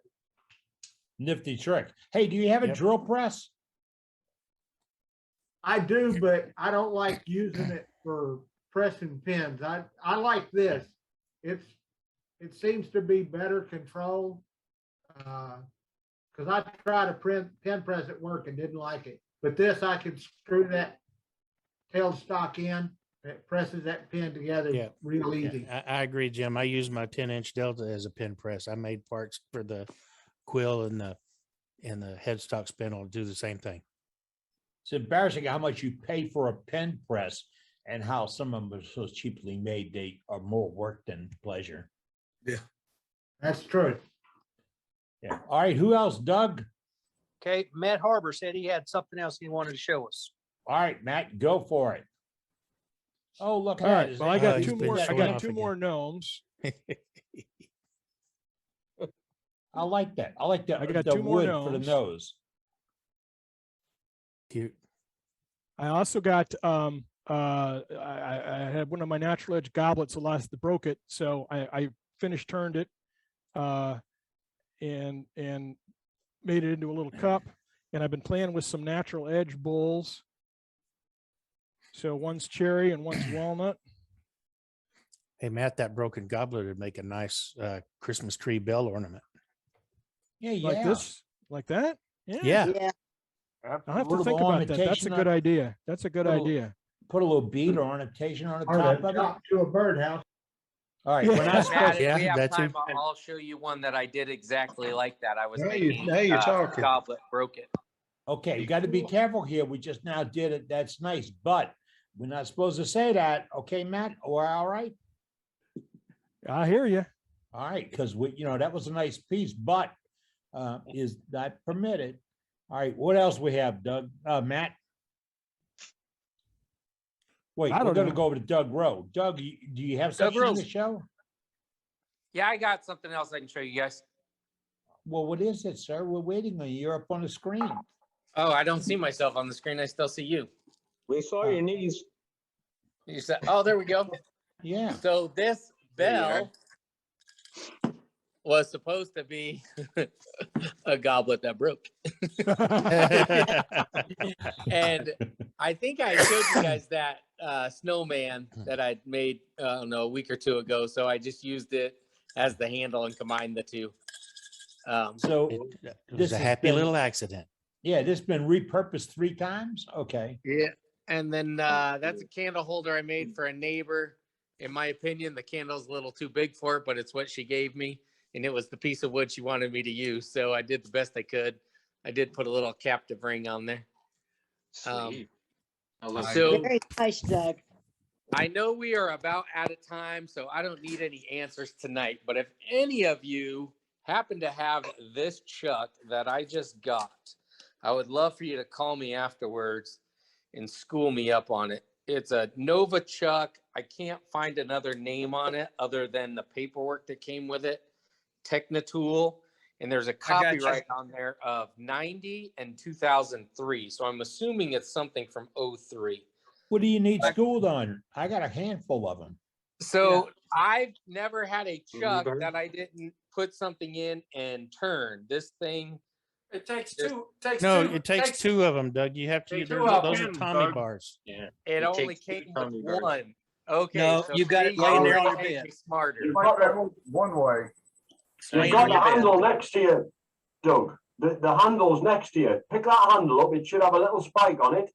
Right. Attach that handle into the back one. Put it over the top. Yeah. In the Put it in the one back of hole. in the back one. In the back hole. In the back hole. In the back Left. one. Go No, left. No. There, next to it. Yeah, there you There go. There you go. Now put your bolt. Now put your bolt in the front hole. I'm out of hands. But no, you've got to have three. We all have three hands. Yeah, you're a wood That's turner. how you You do gotta it, have right three there. hands. That's exactly what you do, Doug. Doug, we can Okay. get you. Well, We can I get was you a like, multi. it sure seems like there should be two of them things, but I Yeah. don't know. Well, all right. That's what I needed. I've received them both ways, but Doug, we can arrange for you a monkey named Felix, and he can hold that bar while you tighten the other one and hold a piece of wood. It is quite a trick some days, Lock but your they do spindle work. and you can do it with just the bar. That's Doug, right. That's why it's called technical tool. That was good. That was good, Bart. Who said lock the headstock? Who Doug said showed that? us that he had the manual there. I just want to say you have to open that up. Now you know what I did, but here's the problem. I'll show you. Come on back to me, and I'll show you the problem with this We're manual. looking at you now. Oh, because I'm seeing somebody else. We see Hold you. on. Okay, so if I open this manual, it is clearly written in Air Force. Do you see any pictures? That is all Air Force. There's some Army Marine, a little bit of Army Marine, but this is all Air Force Navy. I don't read that. I need pictures. Yeah. Okay. All right. We're helping you out and you're taking jugs at us. That's really fair, Doug. I'm just saying those Air Just Force like the Navy old are PM ready. magazine, Doug. All Like right. the PM magazine. Picture. Brenda has an announcement to make. Brenda, Yes. go quick, Brenda, go. We need to add Susan to the Brenda's Band-Aid Brigade this week. Oh, yeah. Yes, Oh. she had a little accident this week, or today, I guess. Today, 4 o'clock. Eddie, you didn't You see do. that. Oh, wait a minute. Do I see the Band-Aid? Oh, okay. You gotta hear the story. Okay, we're listening, it. Brenda. What happened? Are you listening? I was, my grandson pulled my bandsaw by its table, so he really mucked it up. And I was trying to square my bandsaw table. And I had just slightly loosened the trunnion bolts, and I only have 4 bolts underneath to adjust the table. And it wasn't perfect yet. And I turned off the lathe, not the lathe, the bandsaw, and reached under with the Allen wrench to loosen the bolt a little bit more. Unfortunately, the blade had not stopped spinning. Whoa, whoa. Ouch. How many So- fingers you got left? Yeah, I can got you all still my count the fingers. 10? I still got 10, but it's a flesh wound. I put 2 butterflies on it and a couple of Band-Aids, and I have to mop the floor later. Throw Well, you know, some if it- CA glue on it. If you didn't get up to a paper towel and some duct tape, it's not serious. Well, after about 5 paper towels, I figured it was time for the butterflies. Whoa. Okay, Yeah, I'm I'm a getting a little big bit. fan of CA glue and electrical tape. Yeah, That's that's an right. awesome fix. And no So- matter what color electrical tape you use, it does pretty good. Oh, yeah. So All right. do we do the 3408, the 3460, or the 900? Hey, Susan, Yeah. what did you clean it with? Peroxide? No, it just bled it off a lot. I rinsed it off with water. Okay. There you go. There's a product out there called Wound Cleaner. Okay. just watch it doesn't get infected. You should be using that after the first day. Don't continue to use peroxide every day. Okay, Peroxide, as soon as it happens, wound cleaner thereafter. okay. And you can get that at any of the drugstores? Any drugstore, it comes in a little spray bottle.